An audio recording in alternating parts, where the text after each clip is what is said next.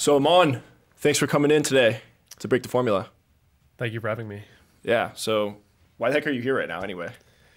So if you guys don't know, Nikhil Pandey, Captain Sidbad, big YouTuber, I actually did coaching with him in group coaching, and he invited me out to come hang out with you guys and record this podcast. So excited to be here. But why did you even get in today? Like, how did you get invited? All right, lesson number one. Basically, I did this group coaching, right? And I paid a large amount of money for it. It was $5,000. And I'm 22 years old. I graduated college like 8 months ago or something. So that was not a cheap amount of money for me. But I did that. And in my mind, because I paid such a large amount of money, I was like, I need to actually put a full amount of effort into this coaching program. There were about maybe 5 people in the group coaching. It was twice a week. And out of everyone there, I was the only one who didn't miss a single call. So most of the other people, like maybe there was one other guy who came to most of them, but no one came to all of them. And even the ones where I had other commitments, like I had to fly a couple times, I was on a plane. I literally bought the plane Wi-Fi so I could join the call, and I sent a video beforehand so Nikhil could react to my question as well. And I think Nikhil could sense that like unbelievable amount of focus that I brought to the group, as well as just like he actually mentioned before this podcast, he was like, the reason why I brought him on out is because he's one of the most coachable people I've met so far. And I definitely felt like he is the expert. I'm just going to do whatever he says. Like, I'm just going to listen to him and then I'll figure out how to implement it later. So he would tell me, dude, go into cafes and just get shots of you working, or just walk into a lecture hall and just record yourself. Have someone film you. And a lot of the other guys in the program, especially early on, there was one guy, his name was Josh. Nikhil told him to try MMA for 30 days to bring his channel to another level. And he started to like argue with him almost. He'd be like, oh, I can't do that. Like, it's too hard. That's not my value proposition. I talk about how to overcome addiction. I can't like do this lifestyle thing. And whereas when it came to me, whenever Nikhil told me something, I was like, yeah, I'll do it.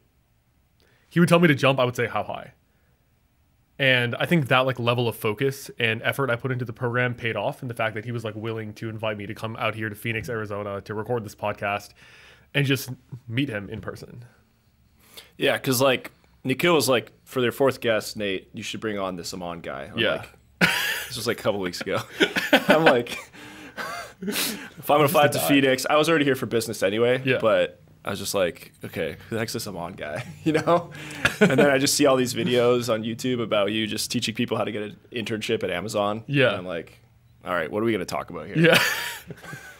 Yeah. And your entire shtick is like breaking the formula, right? I'm teaching the formula. So it's like, how are we going to work together if your whole thing is like, get out of the system, and I'm all about getting into the system.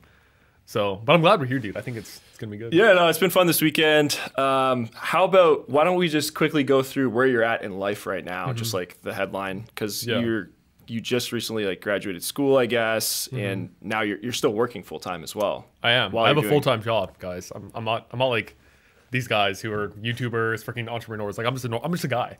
Like, I work 9 to 5. Like, I show up, I clock in, clock out, and I take the salary. But yeah, I can just go back to like who I am and what I'm doing. So for those of you who don't know me, I grew up in Iowa, actually. Random place, like born and raised there. I lived there for 18 years of my life. And then I went to the University of Wisconsin for 4 years and just did a computer science degree. So I just lived like a very normal life, I feel like, in terms of the logistics. And I literally just graduated. I'm a software engineer. I'm just working in tech, and I've been doing that for the last 6 months. So what's your shtick then? Like, what's my shtick? Yeah. Like, what do I believe that people should do, or like what's my story? Like, what do I believe in? Yeah, like, because you've done some impressive stuff for your age, I would say. Yeah. Right. I guess I can go through like what I think differentiates me compared to just like the NPC or whatever. I feel like that sounds a little bit pretentious, but like, so again, I'm a normal guy. Like, I went to school, graduated, I'm working 9 to 5, but something I did. What do you have to share in content? Like, why do I have a YouTube channel? Yeah, why do you have a YouTube channel? Like, you know, what do you have to share? Because you're pretty young, so you must have something to share. And what is that? Yeah. Well, I strongly believe that everybody has something to teach, and specifically to those of you who are a few years younger than the person who's doing the teaching. So I'll give you an example, right?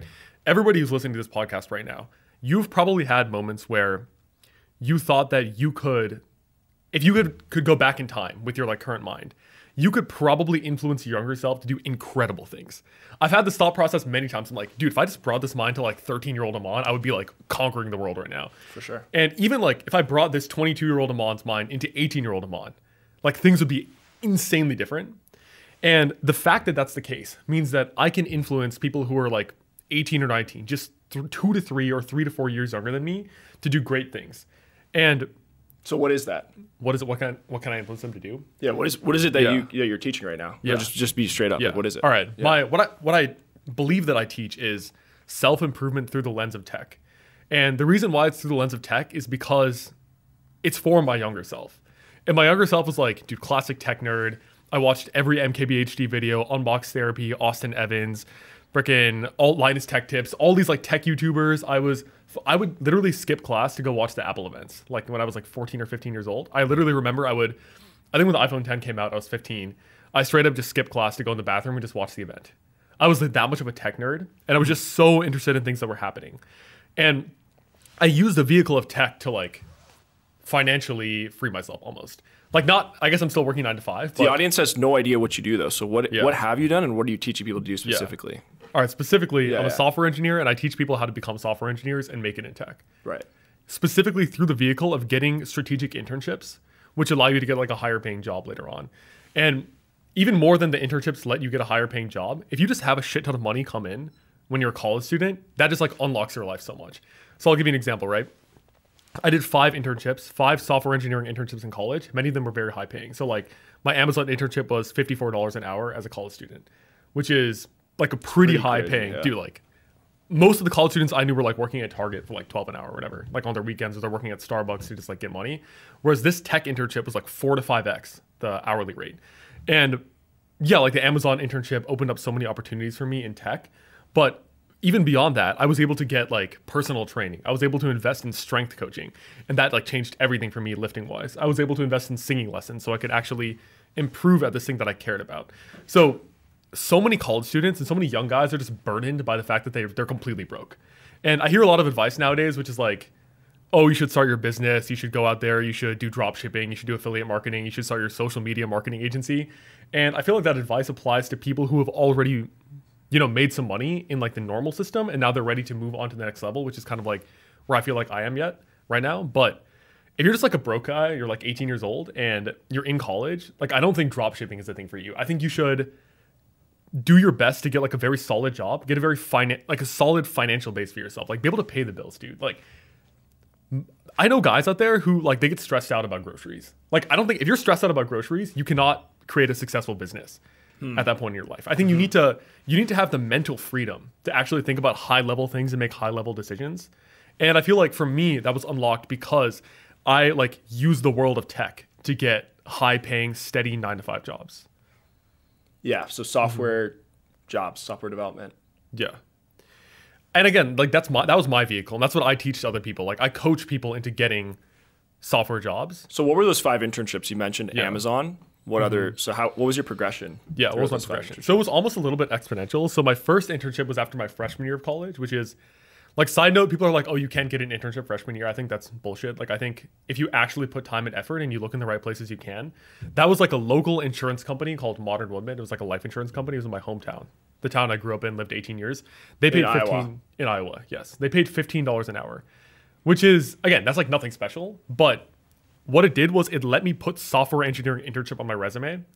And then next summer, that let me get an internship at John Deere, which is like big agriculture company, like global company. That was $26 an hour. So like that was all like 26 an hour as a like second year in college. It's not amazing, but it's also like better than working at Starbucks or whatever. So then I was able to use that internship to get my first internship at Shopify, which is $47 an hour. So it's like already going up like this. I did that for 4 months. Then I used that to get my Amazon internship, which is $54 an hour. And then I went back to Shopify for $48 an hour. So it was very exponential in that nature. And I do think that like getting tangible experience, and especially paid experience in a skill that you actually want to develop at and that you're good at. So like, I know a lot of people who they need some money in college, right? So they'll go and get a job at the dining hall or they'll go and get a job at just fast food or the cafe or the Taco Bell because they're like, hey, I need to pay the bills. I'm a college student, right? I need to pay rent. But what they don't realize is that everybody has a very unique, specific set of skills. And if you leverage those skills to get a job, people will pay you more and it will be actually something you're actually interested in. So Elsa, I don't know if you're watching this, but my graphic design intern, she works at the dining hall, right? She gets paid, I think like, I don't know, she gets like the normal dining hall salary or whatever. I pay her a decent amount more than that to do like Photoshop and graphic design work. And as an employer, I know that she could get like Nate. I sent her email to my friend Nate over here, and he's considering hiring her for like potentially long term as well. So people don't realize that they have these implicit skills that businesses and entrepreneurs are looking for people to hire.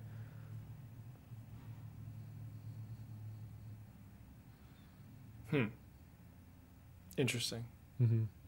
I think that makes a lot of good sense though, because like you mentioned, there's a lot of people that perhaps they're in college and they just think, okay, I just need to get through college and then I'll figure out my life. Mm-hmm. But you're kind of proposing a strategy of right from year one, trying to get, even if it's a very modest internship in your field, trying to get some sort of tangible skill and pay from that internship. Like you mentioned, like your Iowa insurance company that needed some basic software skills. Freaking IT work, like clean up this Excel sheet, like, I don't know, throw away this computer. Dude, let me tell you, even before that, I did like 4 unpaid internships in high school even.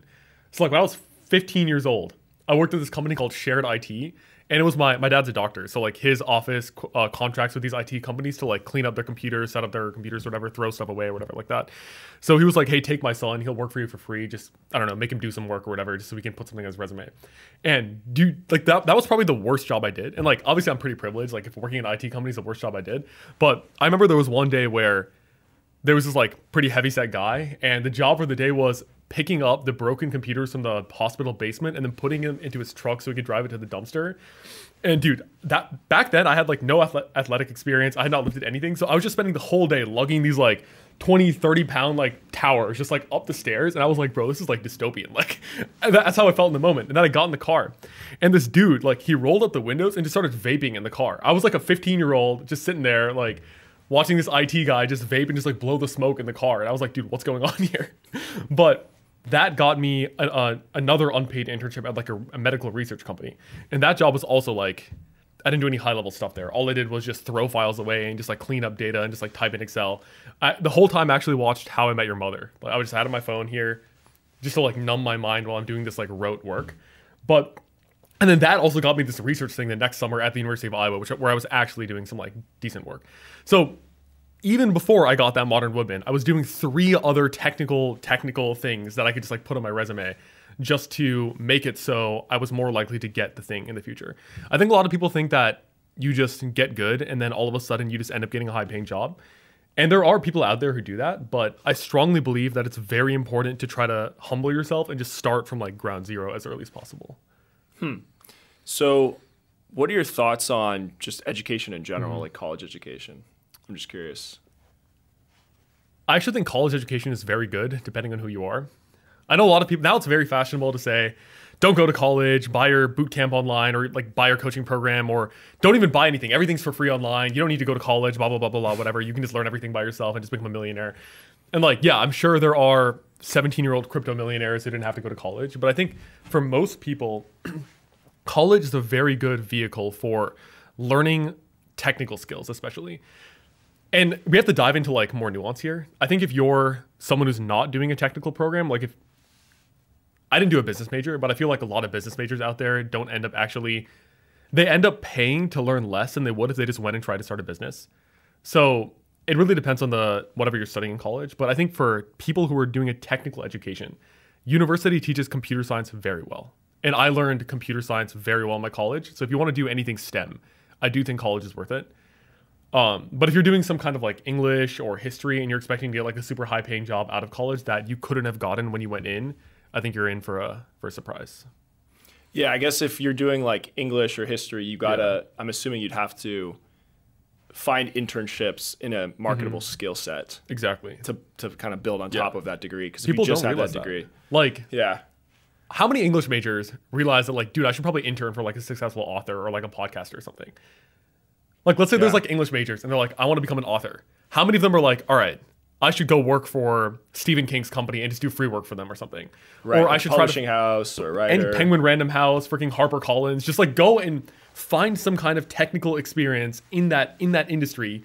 Or even people don't realize like in the age of social media, it's like if I'm a writer or like I'm an English major, how can I make myself of value to a prominent social media person? So like, let's say Stephen Bartlett from Diary of a CEO is like coming out with a new book. How can I just like make myself valuable to him? So could I take his sections of the book that he's excerpted and made like really epic YouTube shorts out of it or something? Just come up with some way to provide value to these people who are doing what you want to do in the field.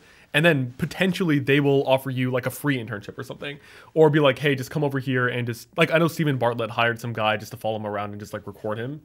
And that guy has the opportunity to see this like $1 million CEO just like live his life and capture it. And like that experience, I assume, would only come from doing free work and proving that you're valuable. I mean, you have like an intern who works for you who's doing YouTube shorts and stuff. And that guy's gonna get to see like the back end of the deals you're doing. Shout out to Jack. Yeah, he's a legend. Yeah, and he understands the value of free work. I think a lot of people, they're like, dude, free work, free. They say free work's exploitation. That's what they say. Yeah. There's like, what are your thoughts on that? Free work's exploitation? Yeah, like I'm not paying Jack currently. I'll probably start paying him soon. But now that it's in the open. Yeah. But people say that's exploitative. That's like capitalistic exploitation towards the weaker, vulnerable people. Yeah. What are your thoughts on that? Yeah. I think it's completely bullshit, dude. That's completely wrong. Okay. All right, here's what it is. Why? There's no like, I can't just give you some general rule. All right, fine. People in China or whatever working for like 30 cents an hour, fine. Maybe that's exploitative. Okay, I'm not talking about them. I'm talking about if you want to get ahead, I'll give you my example. Like I do hiring. Like I have an editor, I have a graphic design, photography intern. I have a guy who edits my YouTube shorts and Instagram videos. So this is for your social media stuff on the side, not your day job. No, I don't have I'm not hired. Because right now you're a full-time software engineer at which company is it? It's called Same Goal. It's like a boutique, like small software company in Madison, Wisconsin. Nice. Okay. Yeah. So you do that and you're working there 40, 50 hours a week. Yeah, I'm working there like full-time plus just every day. And then on the side, and literally every morning, dude, my day in the life is like every morning I wake up before work and I work on YouTube for an hour. Then during lunch, I work on YouTube for an hour. Then in the evening, I work on YouTube for 2 to 3 hours. Then every weekend, the whole day, I just work on YouTube. I just like Friday night, Saturday the whole day, and Sunday the whole day. So like it's my full-time job. And then basically every minute other than the time I'm like going to the gym and maybe like, I don't know, I socialize every once in a while. But hopefully. Hopefully. But most of my time is given to YouTube and growing that. But I have 3 people who work for me, and there's a lot of people who want to work for YouTubers. And like as a YouTuber, I can. And these are like part-time. These are like freelance. Yeah, these are all freelancers. Right. Okay. Like, so you're paying them per hour, a couple hours a week to help you on different things. Exactly. And like there's so many things that I need people to do for me. I think you're an entrepreneur, you've hired people. People don't realize that there's so many marketable skills that hiring people, like CEOs and owners and entrepreneurs, they need people to do this. And it's hard to find good people. It's not easy to find good people. And often the best way to prove your worth is doing free work. So for example, if you're watching, you want to edit for me, I'm like happy to hire you. What you should do is take some of my YouTube videos, or even take this podcast right now, cut it into like really epic YouTube shorts and YouTube clips, and just email me, hi@nazar.org, and send it to me. I will hire you if they're good. That's it. Just do some basic amount of free work. Show that you're not a grifter, that you're actually good at what you do, and I will just hire you. I'll pay you whatever your rate is if you're actually doing a good job. Because it is so valuable to me to find people who are actually good. But I get emails every single day. I only have 30,000 subscribers right now. I get probably like 3 to 7 emails every day from just spam. Most of them are spam. Just like people from all around the world, like, oh, hire me to do this. I'll grow your thing to X. And like the emails in bad grammar and stuff like that. And there's no there's no portfolio. I had some guy named, I think it was from Pakistan or India, emailed me a couple days ago. And he sent me some like nice email or whatever. And I read that email and there was nothing in there that was about me specifically. It was like, I will help grow your YouTube channel. I'm SEO expert, blah, blah, blah, blah, blah. And I knew that guy put into an AI like ChatGPT to clean up his email, because when I responded to him, I said, can you show some evidence of your work? And then he immediately responded with just like completely broken English. And his response was, I forgot what YouTube channel are you? Can you send me your YouTube channel so I can find you in my Excel sheet? And I was like, Jesus Christ, man. Like, you clearly are spamming like thousands of YouTubers who are trying to work. You're trying to do some work for them. You have not customized your emails at all. I literally responded to this guy saying, bro, like, sorry, I'm not, you're not going to work for me, but little pro tip, actually remember which YouTuber you're emailing so you can actually convince them even 1% that you can be valuable to them. So you're saying like if people actually, whether they have like a huge amount of skills or experience or not, if they just put in the basic work and they propose to social media people or smaller companies that they can get an internship, whether maybe it's unpaid, maybe it's low paid to start, but that those skills will lead to more down the road. Is that kind of what you're proposing? Yeah, I strongly believe that. It's different based on whether you're trying to make it in like as a software engineering intern compared to working for like a social media person. The strategy is different, but like effectively, like, okay, if you want to do a software engineering internship, these companies get like tens of thousands of applications. So you're not gonna be able to get in contact with like some high up at Amazon to do some free work. Cause like it's too highly skilled being a software engineer that you won't be able to do much free work for them. But what you can do is you can start from like a very basic level. So if you're trying to like work at Amazon or Facebook, I would recommend starting with either a free internship or like a low paying internship at something that you can call a software engineering internship and then scaling from there. So that's one approach. But if you're going for like the entrepreneur, like if you're trying to work for me or Nate, like I said, find what problems we have. So like, what are your problems right now? You want YouTube shorts? You want like really good YouTube shorts? Yeah, I want to launch a newsletter. Yeah, that's a big one. That's big. I want to create shorts out of this content and also start producing mid-form videos for YouTube. Exactly. I want to create some social media for this business that I'm working on as well to help promote that business. I'm trying to write a book, but there we go. And I've got a manuscript, but I want to get that proofread. My LinkedIn, I'm posting every day now, so I'm trying to figure out how to best do that.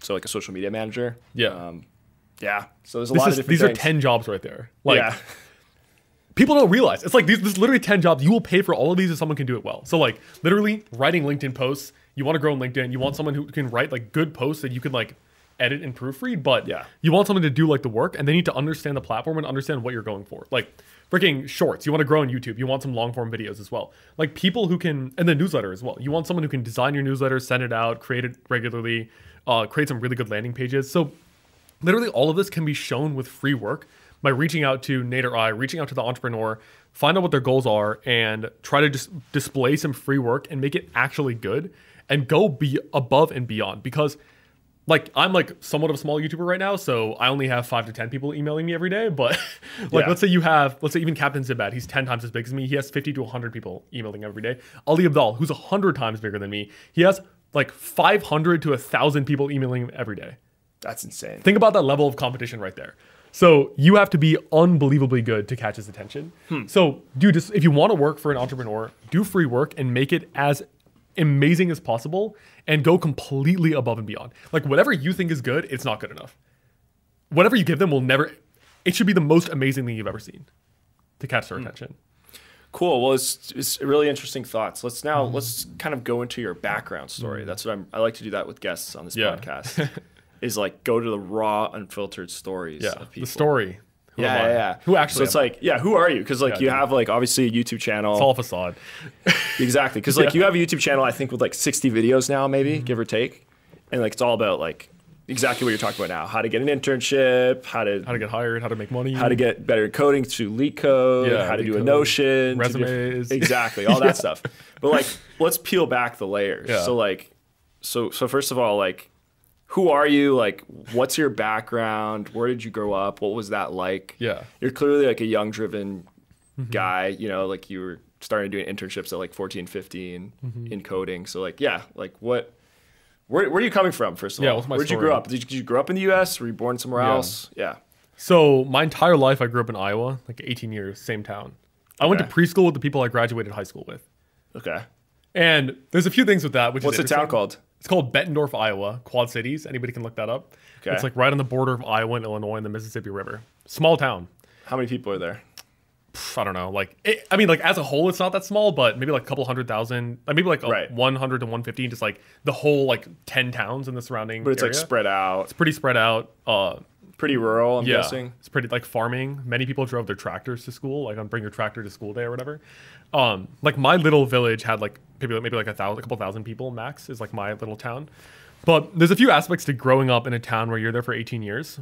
I'll start with the good. The good is that I have such a strong community with my parents that I don't know if you guys know, but my parents' house burned down a couple weeks ago. Oh shoot! And yeah, it was pretty traumatic. It was pretty bad. But my parents immediately had like 20 families reach out to them and be like, dude, let's house you. Like, here's some food, here's some clothes. Like, let's take my mom shopping so she can like get some clothes and everything. Let's help my dad with the insurance. Let's help my dad figure out the financial aspect of the house burning down. So the good part is that my family and we have like a very strong community. But the dark side of that is that people will see you as the worst version of yourself. So like you met me 2 days ago, right? You've basically seen like me maxed out right now. You haven't seen me, like whatever you think my flaws are, you haven't seen me like 10 years ago, dude. You've got a ways to go, young Padawan. No, yeah, I've got a ways to go. I mean like, but you see this here. Yeah. But like, dude, imagine what I was like when I was a child or whatever. So yeah, like the people in my hometown, they often they will hold on to like your mistakes that you've made when you were younger. And they will not see you as developed. I think Alex Hormozy talks about this a lot of the times. He often tells people to not go home for the holidays. I don't necessarily support that. I like love my parents and my brothers and stuff, but I can kind of get it because there are many times where I go home and like I had to tell my parents not to do this, but like they'll bring up my brothers and my parents will bring up the mistakes I made in high school and everything. And it's like, dude, I'm not that guy anymore. Why are you talking about it? They'll kind of laugh at you. Yeah, it's like, oh, Aman used to do this kind of thing. Ha ha ha ha. He was so stupid. Like, why is he doing this thing? You're still that guy, huh? I'm like, dude, I'm not that guy anymore. Why are you bringing it up? And we can even go into this. Like, I'm actually disconnected from almost every high school friend I had. I don't have any. I'm basically like completely severed from everybody. So you cut them off kind of thing. Yeah. And I guess let's go into it. So before we get into that though, let's just go into like the facts of like where you came from, just so people can kind of know where you're coming from, and then we can, you know, figure out the takeaways because there's some interesting takeaways. But yeah, so you said you grew up in a small town in Iowa. Yes, 18 years. 18 years. So you were in the same preschool as your high school. Yep. And then like you don't seem to be someone that your family, you know, is multi-generationally from Iowa. Like I'm assuming like no, my what's your parents family situation? Yeah. My mother came from India, my father came from Pakistan. Okay. So yeah, they're both immigrants. They met in Chicago during the residency. They're actually both doctors as well, so that's kind of interesting. Okay. Both my parents are highly accomplished doctors. My mom's like a family practitioner, and my dad's a cardiologist. Wow. In the hometown. So both very highly accomplished people, and they came to the U.S. Probably 25 to 30 years ago, and did the residency in Chicago. That's where they met.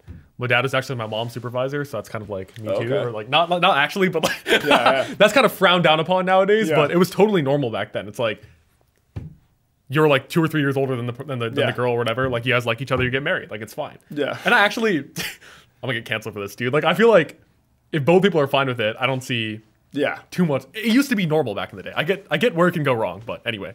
So my parents met through their work or whatever, and then they moved to Iowa because Iowa was an underserved community medicine-wise. So if doctors had the opportunity to go to underserved communities like rural areas where they had like access to medicine or they needed more doctors, and in exchange, the U.S. government would give them a green card.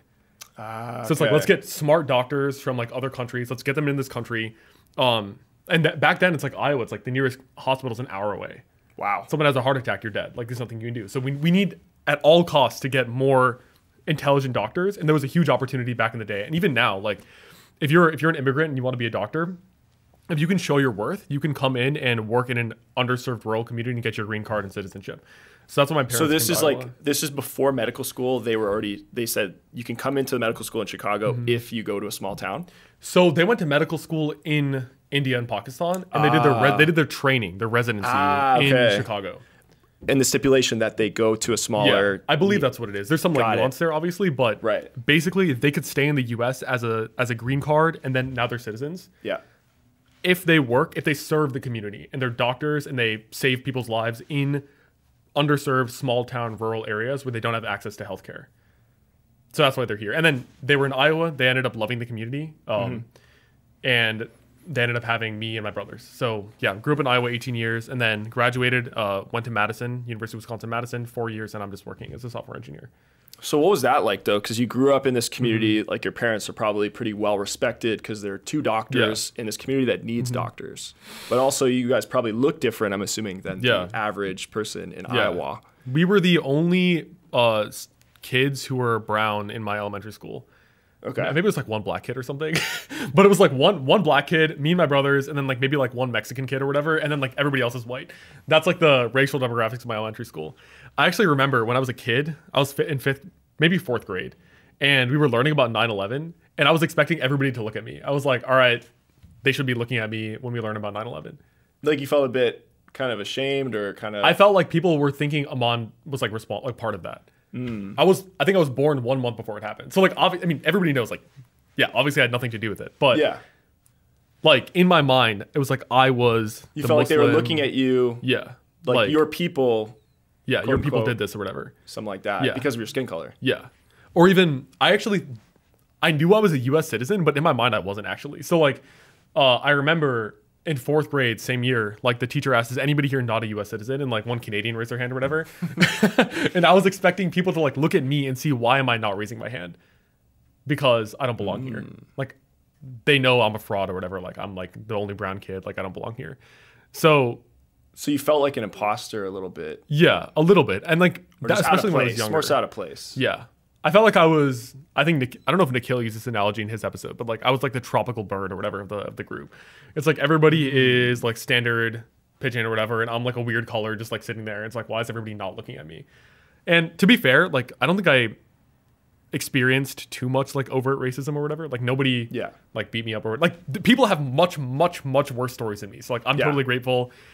This was especially in elementary school. Like as I got older, there were some other Indian kids in my high school through John Deere. So John Deere hired a ton of like Indians to like come be their engineers or whatever. So like I had some other kids there and some other doctors' kids. So, but yeah, I definitely felt a little bit like, especially in elementary school when I was like in that small elementary school, that I was different than everybody else. How did that feel though? Like, was that kind of tough or? Was it tough? Yeah.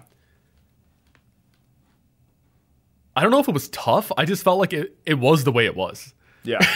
I was like, I'm different. Like, look at me. I'm different. Why are you not looking at me? Like, you should be calling me out because I'm different. Like, I'm not like you guys. But I don't know if I ever felt like I was a victim or anything. I don't think I felt like a victim at all. Some guy did call me sand N-word at one point in high school. That was like a little bit weird. But other than that, like, I never felt like I was a victim or anything like that. Even then, dude, I didn't feel like I was a victim. I was like kind of laughing almost. I was like, I don't know what to do now. But yeah, most of my life, or the defining moments of my life, were not from like non-immigrants or like Americans or whatever like discriminating against me. That never really happened to me. I guess like I'm lucky to say that I was never a victim of racism or whatever, like abuse or anything like that. Did you feel like it was harder to make friends? Like you were you weren't in the in-group of the school or community? Yeah, I definitely think, well, I mean, luckily we had that community for like 20 years. So I was kind of in the in-group of like the Indian Pakistani crowd and the Muslim group. Like that's kind of like the like brown people. That was kind of like my community growing up. So they weren't at your school, but there were people in that city or in that town that your family knew and you guys would interact, you guys hang out. So there were like a lot of people in the same town. Not like a huge amount, but enough so that we had some level of community through that. But the only things, that happened like after I left elementary school. In elementary school, there was no one except for me. So, wow. And then you said there was there were a couple other defining moments. Like, what were some of those? Yeah. In your I would say my life is defined by the Muslim American experience. Okay. Yeah, it's the Muslim American experience and the pursuit of women, and these are. Interesting. I've thought about this. I think that is a big defining part of my life. And because if anybody knows about Islam, a big tenet of Islam is that you should not date people. You should just find someone, get married to them, and then you can like have sex with them or whatever. Like before that, it's considered like very wrong to like even have any kind of relationship with a woman, like when you're unmarried. Even friendship, right? Even friendship was like that's a little weird. Like it's like more formal between the genders, the sexes. Yeah. Like if anybody goes to like a Muslim dinner party, the men and the women sit separately. Okay. And the boys and the girls sit separately. Even as kids. Even as kids, yeah. So there's all no ages, kids playing around. Okay. No. Like, yeah. Like you don't, you'll like shake hands, say like, Assalamu alaikum, you'll talk to the girls for like 5 seconds, but then you go sit separately. You don't talk to them. You don't hang out with them. Again, I'm not saying it's a bad thing, or I never felt like, oh, this is wrong. Yeah. But that's just the way it was. It's like the genders are separated. You don't interact with them. It's considered wrong to do that. Or it's considered weird, or it's abnormal to do that. So I grew up Muslim. This was like big religion growing up. My dad was in Pakistan, so he was Muslim. And my mom converted to Islam from Hinduism, which is surprising to a lot of people. But that happened. And I grew up kind of like in the mosque. So I used to go to Sunday school every week. used to read the Quran with my grandmother pretty regularly. She used to teach me it. This was like a big part of my life. And I remember, especially as a kid, just so much of what I thought was like related to Islam. So, and it's like tons of small things too that like I look back and I'm like, how did that even happen? So again, I'm not, Islam has a lot of good. And I think the bad of Islam is the bad of religious fundamentalism in general. Okay. It's not necessarily specific to Islam. And I think it's a great religion. I think there's great people. And like so many of the people who came out to help me and my family are Muslims. And like I love them more than anybody in this world. Like they're so kind to me. And I think there are many good things about the religion. But there are a few things which I just fundamentally disagree with. And I think like, I remember there was one story that we were told in Sunday school, which is like, do you guys know who gay people are? Like, do you know what they are? And like some like 8-year-olds didn't, some did. And it was like it was kind of like talked about in disdain. It was like, you should look down on these people. Like, ew, like that's weird. Why would you ever do that? That's wrong. It's a sin to do that. And so how did the Muslim experience define you when you say that? Yeah, I'm curious. So yeah, it's because it was looked down upon to pursue women. And like, I'm a man, right? Most people watching this are probably dudes. Like when I was 12 or 13, it's like girls were all I cared about. It was like literally my number one thing. It's like ever since I literally remember, it's like 12 or 13 years old. I was like, I want a girlfriend. I want to date someone. I had crushes on like freaking 100 girls in the school. It's like, I want to talk to all of them. I even told one girl, I have a crush on you and all 4 of your friends too. Wow. It didn't turn out well for me, but yeah. So literally all I wanted was to date people. They didn't feel very special. No, I don't think so. Because you said, I like you and all the others. So they did not feel very unique. It didn't really work that well. It did not work. Did not. That strategy, I can effectively say, don't tell a girl that you have feelings for her and 4 of her friends as well at the same time. You'd be happy to date all of them. So yeah, so that didn't work out for me. But it was. But in Muslim circles, sometimes you can have multiple wives, right?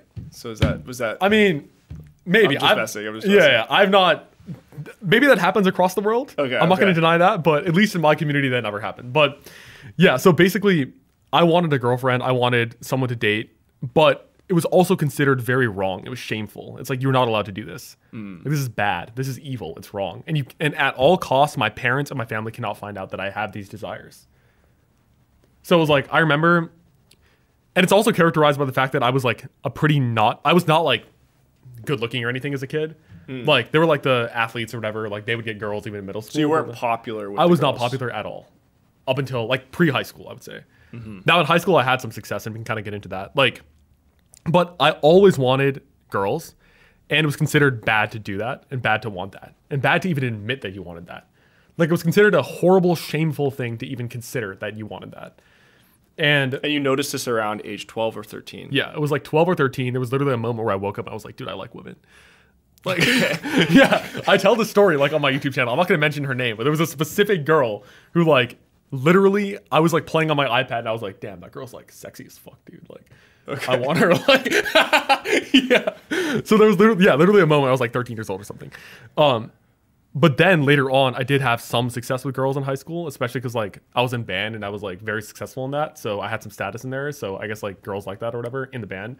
Not outside the band, but yeah, especially in that like in group or whatever. And I would date people. Like, I dated someone when I was 14, 15, 16, and 17. And every single relationship, I just had to hide from my parents at all costs.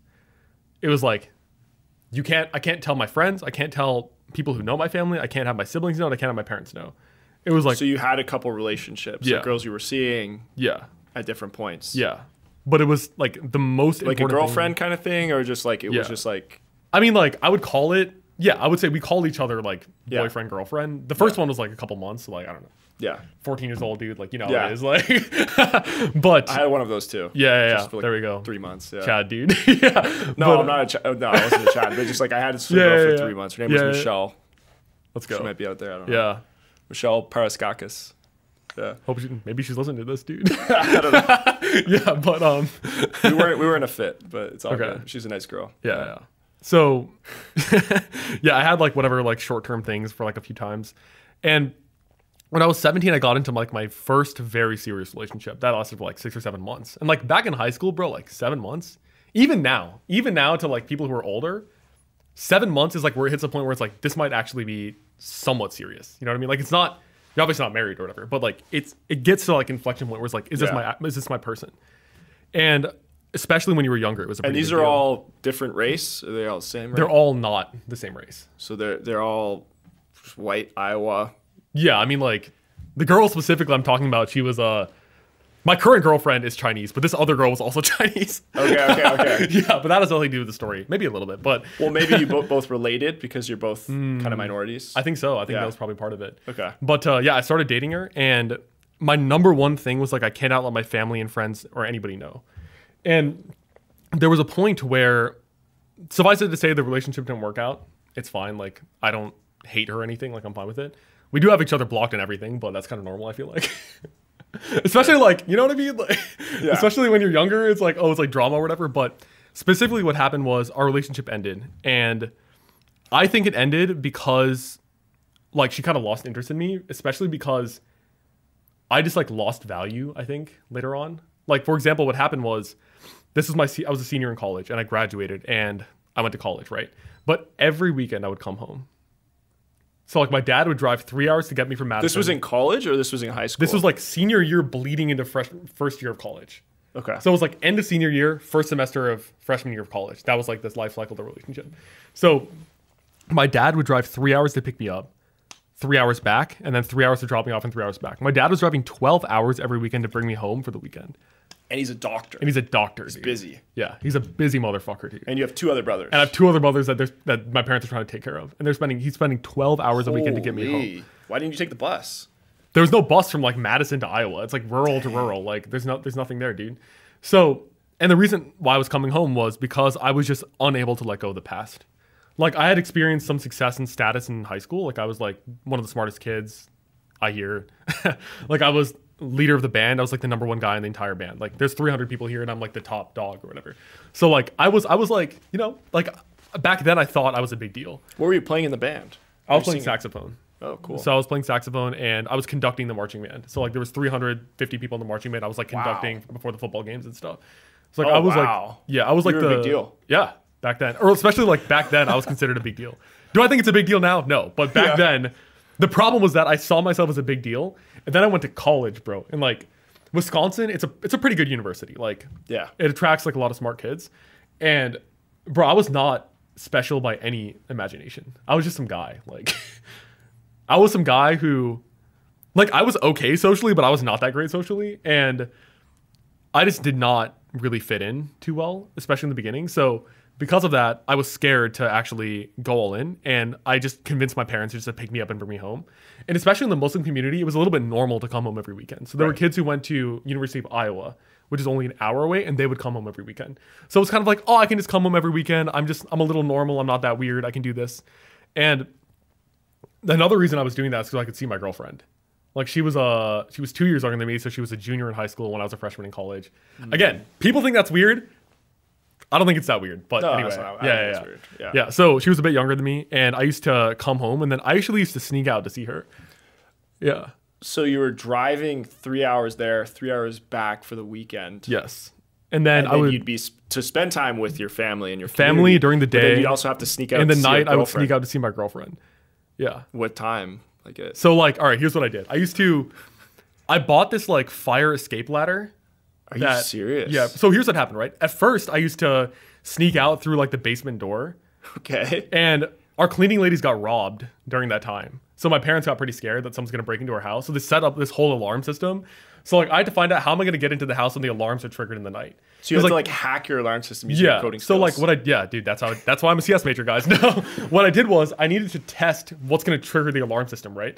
So I found out that the second story windows were not covered by the alarms because like no one's screwed up. The alarm company screwed up. They did because I could get out. It was a weakness. Yeah, it was a flaw in the system. Okay. So at first I was like, all right, I found the window that was closest to the ground. The one that was closest was 9 foot up, right? So I practiced parkour. Like I looked up parkour videos so I could like leap out of this window and like land. You land with your feet and you hit the ground with your hands to disperse the force, right? Okay. So that was my first approach, right? But the problem was, how am I going to get back in?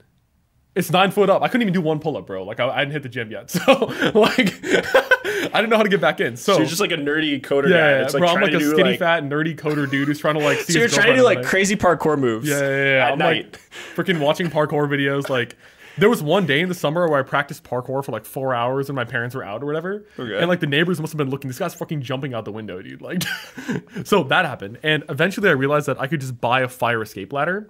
I could deploy the ladder down, climb down, hang out with my girlfriend for like 3 or 4 hours, and then come back, climb up, and then sleep until like noon or something. And your parents didn't notice the ladder? They didn't know. My brother found it eventually. He was my littlest brother. He was like 15 then, and I like bullied him into not saying anything. Because he was like, he actually hit it, and then I bought another one, so that didn't work. He tried to get me to stop, but I was like, I'm your older brother, so you can't tell me what to do. And I guess it worked on him. Bro. But basically, I was sneaking out, and after a while, my girlfriend just like lost interest in me. And specifically, I had a very good friend, one of my best friends, and they actually started dating. So my friend... Whoa! Yeah, well, my friend, he started dating my girlfriend like maybe like even a couple weeks to a month after we broke up. Bro, that guy's a snake, bro. I know, dude. And later I found out that he convinced her to break up with me so they could get together. Or like, I guess I don't know if it was straight up betrayal, man. Bro, I don't know if it was so that they could get together, but it ended up being... How old are you at this point? You say you're 19? 18? Yeah, I was 18 years old when this happened. He was 17, I was 18. And he was still in the high school. He was 1 year younger than me. So like he was there, he was around her at all times. So that was a pretty insane moment in my life when that happened. And there was a point where... But I'm trying to understand, like, you said the two defining moments? Well, I'm starting to see it, but you said the two defining things in your life. Like, I was expecting you to say software, bro, not at all, dude. Coding internships, or math. It's women, dude. But you're saying the defining moments of your life was the Muslim experience in America. Yeah. And the pursuit of women. Yeah. So yeah, like let's try to pull it together. All right, like, let's pull it together. Yeah, I'm just curious. Okay. Specifically, the reason why this thing was so defining is because... It was this moment specifically or just in general? This moment was, well, of course in general, but this moment was kind of like it was like the peak of it all. It was like I'm literally leaping out the window, climbing down this fire escape ladder. I'm sleeping like 2 hours a night. You're hacking your alarm system, bro. basically. I'm freaking like coding the alarm system. You're learning parkour. You're not an athlete. Yeah, I'm a little chubby guy trying to learn parkour and not trying to die while he's jumping out the window so we can like sleep with this girl. At what time? At what time? At what bro, time I think I used to set up an alarm at like 11:30, 12. I was like, all right, my parents are probably asleep then. I can like sleep out, come back at like 5:30. There was actually a moment where before I discovered the ladder, my dad had went down at midnight and locked the basement door, so I was stuck outside. So my strategy was that I climbed onto the balcony using like the outdoor furniture, and I had to call my little brother to open the door. Bro, at 5 a.m. It was at 5 a.m. And dude, he was a G, dude. Like he didn't say anything. Like obviously it didn't turn out good, but yeah, he did trust me. Like and I trusted him. But what ended up happening was, and what were you doing? So just from 12 to 5, you're just, bro, like, you know, dude. We were so just, that's it. But you were just watching you're Netflix, not like, yeah, but you're not like hanging. Like you're like, dude, these are like sleeping hours, like on Saturday. Yeah. Like you're not. It's just like you're not going out. You're just. No, we're not. We're literally just doing like the most. Yeah. Here's the thing, dude. It was not a good relationship, and like now looking back, I'm like, why was I doing this? Like, what was I just wasting my time doing? Just like freaking sleeping nothing, like destroying my mental health, like lying to my parents. Your sleep cycle, your productivity. Yeah. Everything was gone. Dude, my productivity, dude. Like, this is before I discovered self-improvement. But what ended up happening was my friend who got with my ex-girlfriend, she had like kind of expressed some like discontentment with me in the relationship, like to him. And I don't think she actually made any formal allegations to him, but she, I think, insinuated to him that like she didn't, like what happened between me and her was like almost a little bit unwanted by her. And this is like... Whoa, okay. 4 or 5 years back. This is like Me Too had happened, and there were guys who were getting kicked out of college for like false allegations. Like there were guys who were like being thrown in jail, scholarships lost, kicked out of college for allegations that came out to be false later on. So to be honest, I don't think she actually said anything to him, but this guy had like taken what she said and just like listened to that and was like, oh, Aman is like a horrible person. He did this horrible thing to her. So he ended up telling my brother that Aman did this to her. Oh, to try to like destroy me. He was like, I'm going to tell his brother and his this family. guy was your friend. He was one of my closest friends. So he just totally turned on you. Yeah, dude, he did. And he told my brother, and in his mind, it must have been like some sort of justice, like his family should know like how much of a evil person he is or whatever. And from, again, to this day. You were already doing something bad in your family's eyes. Yeah. And you were sacrificing. But then this is the worst thing, And that's not what I only found for your out. community, for everything. For everybody in the world. Yeah. This is like the worst possible thing a man can do. Holy. And again, I don't think I did anything wrong. Yeah. But he ended up somehow just telling my brother that Aman did this. He was sneaking out every night. And then my brother went and told my parents. My other brother, my middle brother. And that's how they found out that all this is happening. Aman snuck out. Aman did this horrible thing to my ex-girlfriend. And this is the truth. And like there's many bad layers to that. One is that you should not be dating at all. Why are you dating at all? And two, this is what we're hearing that you've done. So that was like, I actually remember I was crying on the floor. My dad was like sitting on like the bed and I was on the floor crying like, please believe me, I did not do this. Like, please believe me. I was sobbing on the floor trying to explain to him, like, I did not, whatever he said I did not do. And that could have gone two ways for me. Like one way could have been like my parents could have believed my old friend and been like, you're a horrible person, like get out of our life, like you're done. That could have been one thing, but luckily They could have disowned you. they could have disowned me effectively. They've been like, you're horrible, you're an assaulter, you're an abuser, you did this horrible thing and you're done. And get out of our life. That could have been one thing that would happen. That would have probably destroyed me. Like, I don't know. Does that happen sometimes? I don't know about this. I do know that in the past, I do know of situations where people who are like in the Hindu Muslim community end up like dating people of another race or something and they end up getting like exiled They get disowned. from the family. They get disowned. Dang, so that could have happened. That could have happened. That was a possibility. But luckily, it didn't happen. And I think my parents, they saw the emotion in my eyes. Bro, I was on the ground crying. Like, I did not do this. Like, because I didn't. And my parents believe me. They're like, all right, let's gear up for war almost. Whoa. So my parents okay. are doctors, right? They are very connected in the community. They're like, they're pretty, like they're pretty wealthy. Like we have like a decent amount of resources. So, and again, there were so many news stories of like young guys getting thrown in jail, kicked out of college. So the first thing we did was we got a lawyer. We got like a team of lawyers and like, not because literally nothing happened at this point, but we got some lawyers because we need to talk about the legality of all of this. Like if she comes forth, if she makes like a formal allegation against you, what are you going to do? So I needed to save all my texts. I needed to save everything, create evidence because like I did not do this. So I needed to create a case such that in the horrible situation where something horrible happens, I need to be able to prove under the burden of proof in the court of law that I did not do this. And here's like a million reasons. Evidence is that everything was consensual. So that happened. And the inflection point was the meeting with the lawyer actually. And my ex-friend and ex-girlfriend had been telling people in my friend group from high school that I did this. Wow. They were systematically going through like, again, I don't know if this is intentional or unintentional, but it had destroyed my reputation amongst everybody I had seen that were my friend. Every single person thought I did this. And I told the lawyer, I was like, yo, like they're going around, they're saying all these horrible, horrible things about me. And I don't know what to do. Like, can we give them a cease and desist? Can we be like, you cannot slander, you cannot defame someone else's reputation?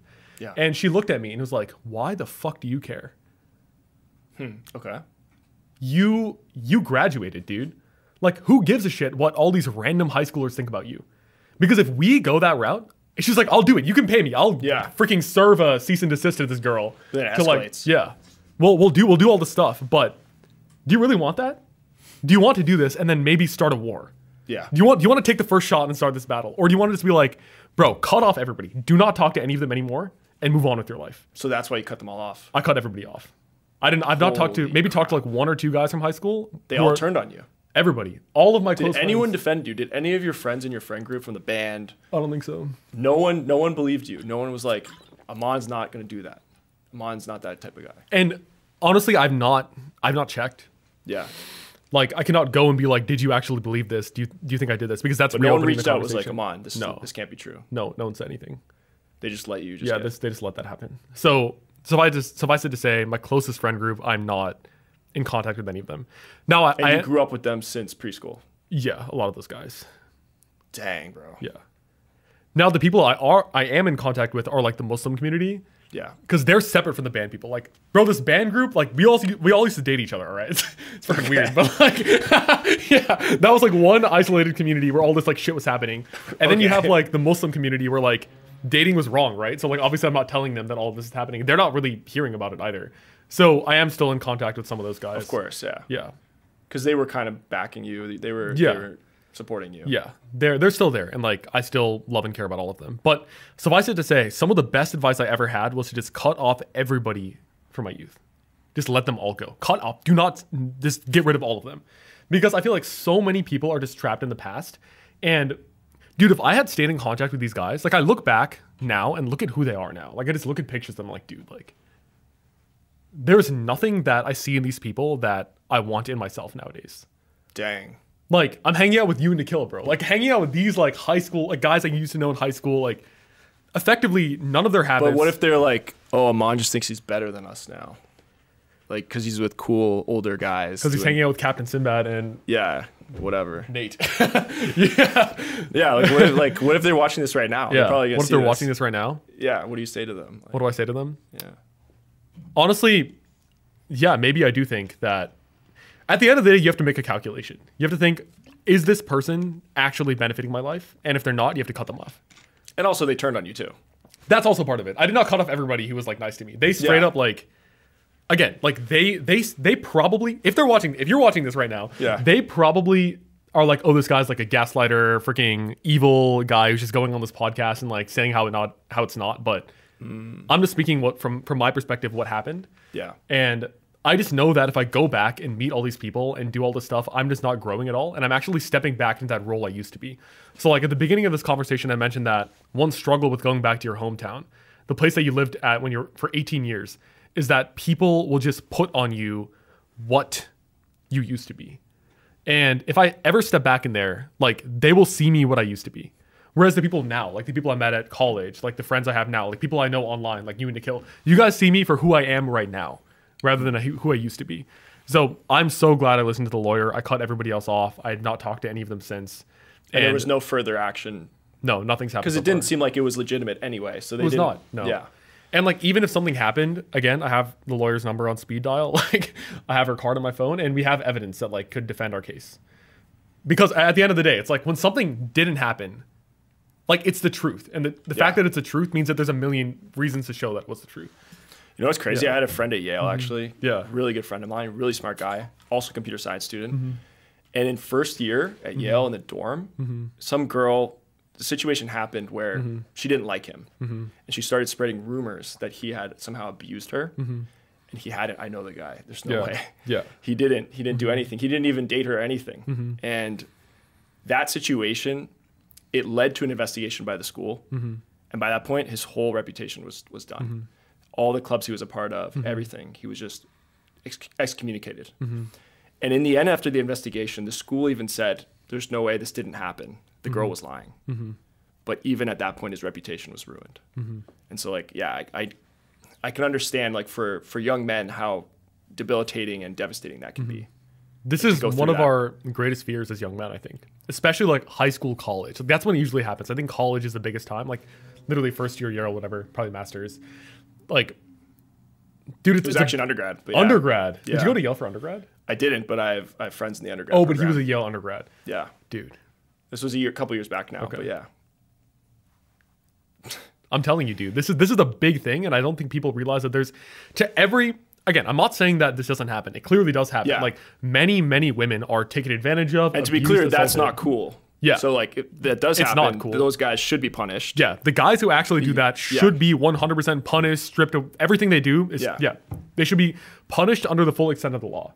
But there are so many people, whenever there's something like some sort of system to take someone else down in power dynamics, people will use that to their advantage. Yeah. And even if it's not true. So at the end of the day, I think here's some clear examples why like you cannot just believe every rumors you hear, and you have to actually look at the evidence and actually think about like what actually happened here, because there are so many cases of successful young guys just getting everything taken away. And then 12 to 24 months after the investigation is complete, they're like, nothing happened. But like, no one remembers that, right? Yeah. No one remembers the story later on. That was. No one cares about their name being cleared later on. Yeah, the first impression's been tarnished, especially in first year university or something. It's like you've missed that first year or two of bonding because you've just been totally destroyed, dude. Yeah, I mean, look at Johnny Depp, Amber Heard, bro. Like, freaking this guy lost every role he had. He lost, and like now it's come out that like, yeah, he didn't actually do a lot of the things she said he did, and she was actually the one who instigated so much of it. But I have not seen him in any movies. I don't think Disney is retaking him as freaking Jack Sparrow in Pirates of the Caribbean. Like, yeah, 5 years later it all came out, but Crazy. He got like a nice payout from by Amber Heard, I hear. But other than that, like his whole reputation is still gone. So yeah, I mean, nothing has happened. Luckily, like I'm okay, or I have been okay up until now. So yeah, that was a pretty defining moment in my life, I would say. Does it still haunt you? I think it does, dude. Like, you still think about it sometimes? Yeah, pretty often. Like actually. if it could come back to you, or the fact that people betrayed you. It almost feels like there's a gun kind of like in the background in all given my life. Like I was thinking about this like on YouTube. Like I have a public persona now, and it's quite easy for someone to be like, "Hey, this guy's a public. Let's destroy his reputation." Like Brian Johnson. And let's get money, maybe. Let's sue him. Let's get some money from him. He's big names like once sponsorships, coaching program. Like man, that's some money. Right? You're starting to make some money now. Yeah, let's take a percent of that. More successful. You're still pretty young. You're gonna get more successful. Yeah, exactly. I know. You know how Brian Johnson made a video about how his like ex-wife made some allegations to try to get $9 million from him. So Brian Johnson, some of you guys might know him. He's like this longevity guy. He's trying to become 18 again. He made a video a few months ago, and he's like a billionaire or something, or he's worth like 400 million. Yeah, or something. he sold Braintree, Venmo to PayPal, and then collected 300 million from that, I believe. And his ex-wife came after him and was like, "Oh, made all these false allegations to try to get $9 million from him." And he did this whole legal battle over like 3 to 5 years. And a few months ago, he made a video about it. And it's like, dude, when the more successful you are, the bigger a target is on your back. For sure. And like, dude, it makes me scared. I'm like, what if something happens? But at the end of the day, in my heart, I know I didn't do it. And I know that I lived. Obviously, nobody's perfect. Like, yeah. But at least in this area, I did the best I could. And I know in my heart that what I did was not wrong. Yeah. And also, I have the backing of my parents. And that's the most important thing to me. The only people who matter to me are like, obviously I have my current girlfriend. She knows about all of this. Like I love her. I trust her and everything. Yeah. My brothers and my parents. And if I have those people on my side, dude, I can do anything. Like I don't really care. And that's honestly like another big thing. It's like the close relationships in your life are the most important. And that often because if they had dude, believed the stories and they turned on you, if your family had turned on you, your brothers had turned on you. Yeah. I'd be screwed. Because your brother kind of revealed it. He kind of did. But then he came back. He supported you. Yeah. He was actually friends with my friend. Like we were. He was like in the same grade as him. Like he was like, this is one of my closest friends as well. And this guy just. So he was kind of in the middle. He was caught between his friend and his brother. And he chose you. And he chose me. Thank God he chose me. And I think like this is a clear example that friends will come and go. I lost everybody I was closest to in high school. They're all gone. Dude, they're all gone. Like I don't talk to any of them anymore. But the people who are there are my brothers and my parents and my girlfriend partner right now. So especially family. And I think those of you who have tough relationships with your parents and siblings and cousins and stuff, it is worth working through that because those are the people who will be there for you in moments like this. When the entire world's against you, your parents and your brothers and maybe your sisters as well, your family members will be there for you. Wow, man, that's hitting me right now. I'm just like, dang, bro. Yeah. I feel like it's so easy in the pursuit of success to sacrifice those family relationships, take them for granted. Yeah. I think so. I've probably done that in my life to a certain extent. I've been trying to repair that recently. Of course. Dude, I mean, I feel like we all just have work to do when it comes to our family. I know. Yeah. I talked about that Hormozy thing, Alex Hormozy thing earlier, which is like, don't go home for the holidays. Yeah. Just because like. He's like the opposite. Yeah. He's like, bro, screw like everyone. Fuck family. my dad. Yeah. Fuck my siblings. They like, they told me I'll never be successful. They wanted me to be a doctor. Screw them. Like I'm never going home for the holidays. I only have Layla Hormozy. Like fine, whatever. But. Thank God for Layla, dude, though. Thank God for Layla, dude. Without Layla, I think Alex would I think he'd crumble, dude. Yeah. Like, I don't know. Bro, freaking beard, like Jack, TRT, dude. Yeah, like, high aggression. Like steroid rage. He needs someone to balance him out. He needs a Layla. Like, without Layla, dude, I think things would crumble. But, for those of you out here who, like, don't have a good relationship with your parents, do the work. Like, go for forgiveness. Do the work. Try to make amends. Because it is worth it in the end. Because those are the people who will be there for the rest of your life. Dang. Your family. Parents, siblings, maybe cousins. Yeah. Depends on how close you are. For me, it's like parents and siblings. Yeah. It's the biggest thing. Okay. So would you say that's the hardest moment in your life that you went through so far?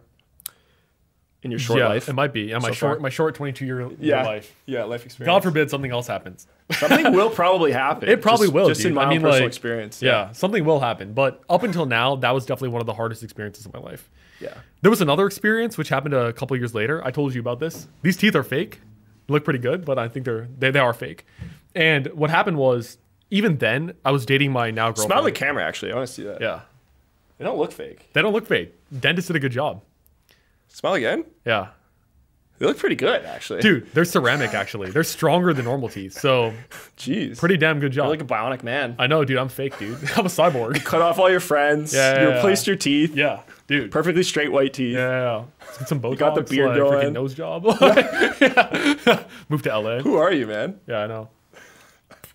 So, the story about how I lost these teeth was my now girlfriend, we met long distance, and she was visiting me that week. How'd you meet her, though? We met through a mutual friend. Okay. So one of my closest friends went to UCLA, and she like introduced us. My girlfriend was actually interested in YouTube, so met through my YouTube channel. Technically, she reached out on your YouTube channel. She reached out to my mutual friend because she was like, "This guy has a YouTube channel. Let me talk to him. Kind of interesting, kind of sexy." Oh, okay. Nice. Yeah. So YouTube's brought you more than just audience and money. And I only had like 500 to 1,000 subscribers then too. Wow. Yeah, bro, it worked.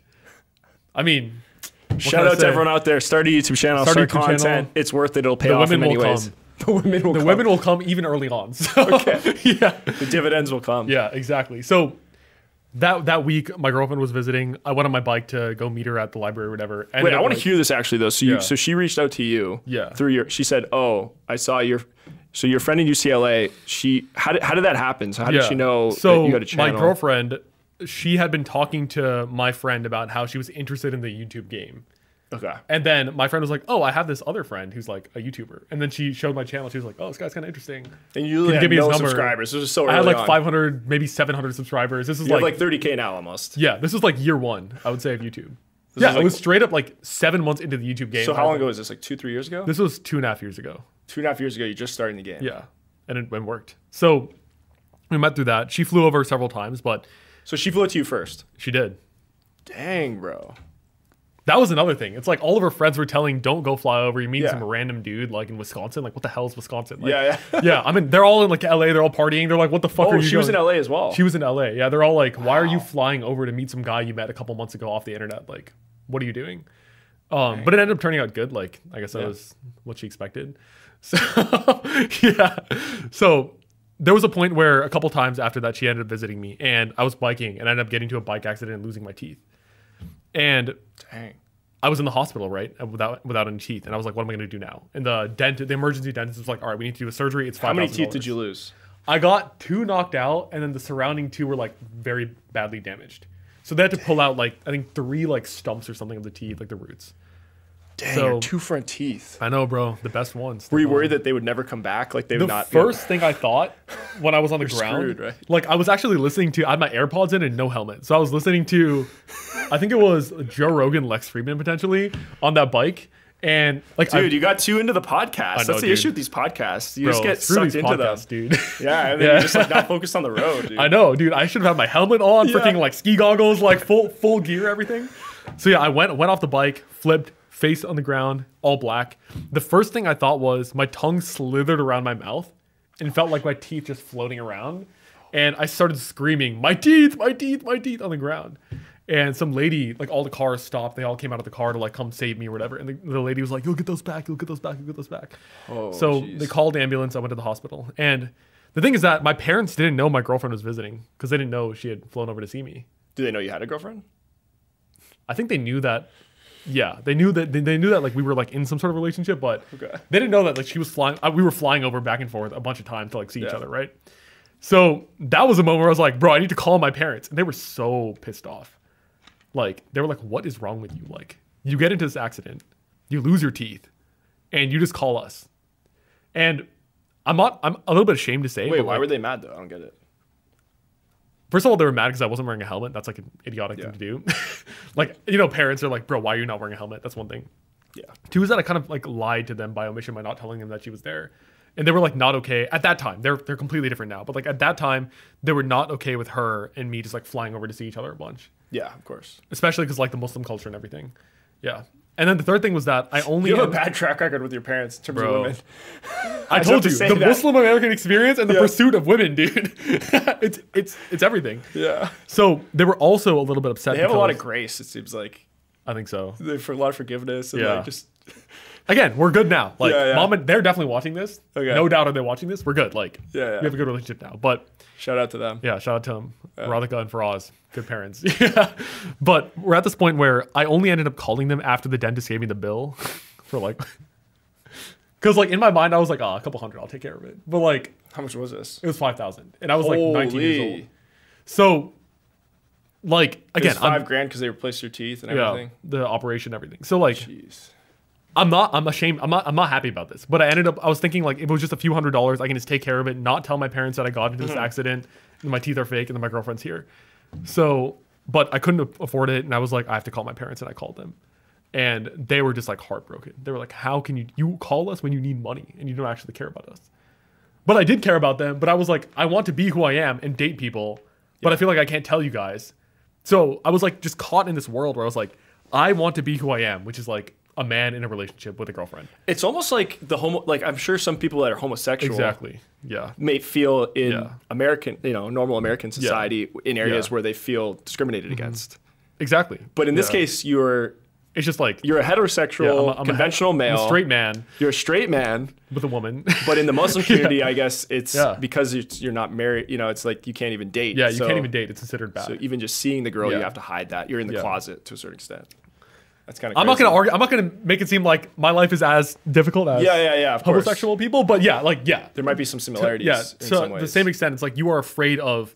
You have a lot of shame and guilt. You don't want to reveal that aspect of yourself. So that was like a very impactful moment where after that, my parents like, my mom almost told my brother that I might just cut him off. Like at this point, it's like too far. What? For like, she was very upset. And again, I don't think she actually meant this, and I don't think she would have done it. But there was a moment where it's like he keeps hiding these things. He gets into all these shitty situations. It Look what wasn't happened about the in high teeth, school. bro. It was about the girl. It was about the girl. Yeah, man. It was about the teeth. girl and the fact that this horrible thing happened, and I was still hiding it from them. And I only called them when I needed them. That was like, this guy's just like fucking around, doing whatever he wants, meeting all these girls, doing these horrible, like, look what happened with Flying the lawyers. girls in. Bro, flying girls in. Yeah, flying girls out. She paid for herself, though. So shout out to Ophelia. Yeah. But, yeah, so. We have another another buddy that, that can do that sometimes. Yeah, we have quite a successful friend who. Shout out to Captain Sim. No, what can I say, dude? Man's a good looking guy. The women come knocking. But, yeah, so after that, I had a very open discussion with my parents, which is like. By the way, I've never had a girl fly out to see me. Just want to let you know. Just to clear the air. I'm 32 years old in 2 weeks. And Yeah. I've never had a girl. He gets enough girls without having to fly. No, it's just Really? never. Yeah, I've just never. You just never came to mind as a strategy? No, I've just never had a girl being like, "Oh, I'm gonna fly out to see you." I don't think it's ever happened. Damn. Let's think about that. I don't think so. So Yeah. you're ahead of me. I know. The one area where I'm mad of you. Yeah.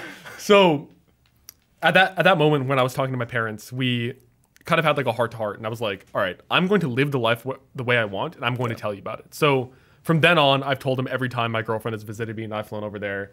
And obviously, like, they have always had like a little bit of hesitation with it, but we're at a good place now. Like, they know about her, they've met her many times.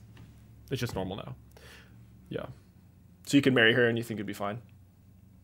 My dad actually did tell me a few months in. So, again, love my dad, great guy. But he tends to worry about things often. Yeah. And one thing he was worried about is the fact that, like, my girlfriend, like, when he first found out that she was an international student, she was a little worried. He was a little worried that, like, what if she just marries you for the green card? That was, like, this was, like, 2 weeks. Like, again, he does not think this now. He likes her. Everything's fine now. But he was a little worried, like, because that does happen. Like, people do get married to people who are non-U.S. citizens for the green card just to come over. So he did tell me, do not get married, like, early on. It's not a good idea to get married this young. You're 19 years old. Because you're a U.S. citizen. Yeah, I mean, well, more like just getting married at 19. Like, what? Did she want to get married? My girlfriend? I mean, I hope so. Like, one day. I mean, I don't know. At that point, she wanted to? I don't think she wanted to at that point. Okay. But it was more like a warning, which is like, if this happens, I don't think it's a good idea to get married at 19. Yeah. So now I think it's like 3 years in. We're in a much better spot right now. Hopefully, I do plan to get married in a couple of years and have like a nice Indian wedding. So that's the plan. So those were the two major moments in your life, the two deciding moments. I think so. They both I don't know. involve girls to a certain extent. Yeah, exactly. Muslim American experience and the chase of women. But after that lawyer incident where I cut off all my high school friends, that's when I discovered this world of self-improvement and productivity and YouTube and everything. So that was kind of like a phoenix from the ashes. I cut off everybody in my past, and I listened to a bunch of audiobooks, read the 4-Hour Work Week, discovered Tim Ferriss, discovered Ali Abdaal, started a YouTube channel, made a Skillshare class, and then everything's just been. So you just started. So you were in college, but then you did a lot of work outside of college. You did a lot of personal work using free resources online. Exactly. Skillshare, YouTube people. Yeah. To be honest, I was not that good at my classes. Like, I was okay at my classes, but my heart was never in my classes. Like, and I think this is a pretty common thing when it comes to people who are like entrepreneurial minded. Yeah. We can kind of talk about like break the formula. They see these like systems as kind of like shackles often. Yeah. And I just felt like so many of my classes were a waste of time. Terrible professors, terrible teaching, terrible textbooks, terrible lectures. Everything was just useless to me. Like, a few classes were pretty good, but a lot of it was just not interesting. And I was so much more interested in creating content, reading books, writing my newsletter, writing online, posting book reviews, like negotiating with sponsors, like doing all of this self-business work, as well as internships. I was more interested in internships because that was like, I'm working in the industry, I'm getting paid for it. Yeah. Whereas like internships to me are you're getting paid to learn. Exactly. That's amazing, dude. Whereas like you're paying thousands of dollars at school to get a subpar professor to teach you something that you could learn better online as well. Now, early in this podcast, I did say that I think university is pretty good. And it's because it does force you to learn. Like, the learning is subpar, it's expensive, the environment sucks, but at least you are in an environment where you are encouraged to do the homework, you have to show up to class, you have to do the work. But I've always found much greater desire and motivation and success through my own things on the side. Because how much was your education, would you say? University of Wisconsin, Madison. How much was that? Oh, college? Yeah. I was out of state, so it was $40K a year, dude. Wow. Expensive. It was an expensive university. And my parents often will like sometimes dunk on me and be like, why don't you just go to in-state school? Like, it's not like you went to Harvard or anything. But as a joke, like, I don't know if they actually mean that. But so University of Iowa? Yeah. In Des Moines? Or where's in that? Iowa City. Iowa City, okay. Yeah. I guess I could have gone to that university and like the education would have been worse, but it would not have been like an extreme amount worse. The biggest benefit of not going to the University of Iowa is that I cut off everybody I knew from my high school. Because at Wisconsin, I didn't know a single person there. I walked into that university not knowing one face in the crowd. And it let me reinvent myself. So I think, and I'm going to explore this in the future as well, just like moving to new areas, exploring new countries, cities, just like allowing yourself to, re-identify who you are as a person. I feel you have an accelerated rate of learning. Like, and you've probably experienced that. I mean, you've like motorcycled across South America, lived in Panama, lived in Argentina, Spain. When you're around a bunch of new people, you can like show new, unique sides of yourself, and you're not held back by like who you used to be 10 years ago.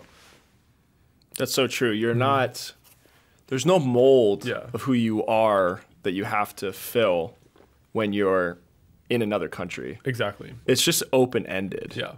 And I feel like also there's certain areas of ourselves. You've mentioned there were some parts of yourself you had to hide in certain, with your family, you had to hide maybe that you were interested in girls. Well, with Captain Sinbad, bro, like the women. What's that? I can be completely open. You know what I mean? Like there's no hiding the. Yeah. So with the new people in a new environment, I could show what I wanted to. I could be my full self. Whereas fully express yourself. Fully express my desire for women. But just in general too. Yeah. Right? Just in general as well. Yeah. I could fully be myself. So cool. So would you say that it was worth it to spend that money? 100%. Yeah. 100%. Again, I also got into USC in LA, so I was considering going there. That could have been even like different. Like if I went there, flew to LA and went to school there, that could have been like whatever I experienced by going to Wisconsin versus Iowa, going to USC could have been even better. Obviously, I don't know that counterfactual. And why is that? Because there's just more. It's more distance, more tech. Like it's a city. It's like so much culture is happening in USC. I could have met some like crazy successful kids of billionaires and stuff. Some startups and stuff. Like the Saudi prince's nephew at USC. So, I could have interacted with some crazy people there. But all I know is that if I went to Iowa, I would have interacted with people from high school and I would not have grown as much. So if you're considering, audience member, if you have two options and one is going to put yourself out there in like a crazier, more unique situation with all new people, what I've learned throughout the years is that you should weight that more heavily. Even if it's more uncomfortable, even if there's some discomfort there. Like, I'll give you an example, right? When I did my Amazon internship, there was an option to do it remotely. I did it in LA for 3 months, but there was an option like, you can just do this at home. And my parents were like, why don't you just do it remotely? Like, you can just live at home, save money on rent. My mom can cook me like Indian food, like live at home with the brothers, chill with everybody.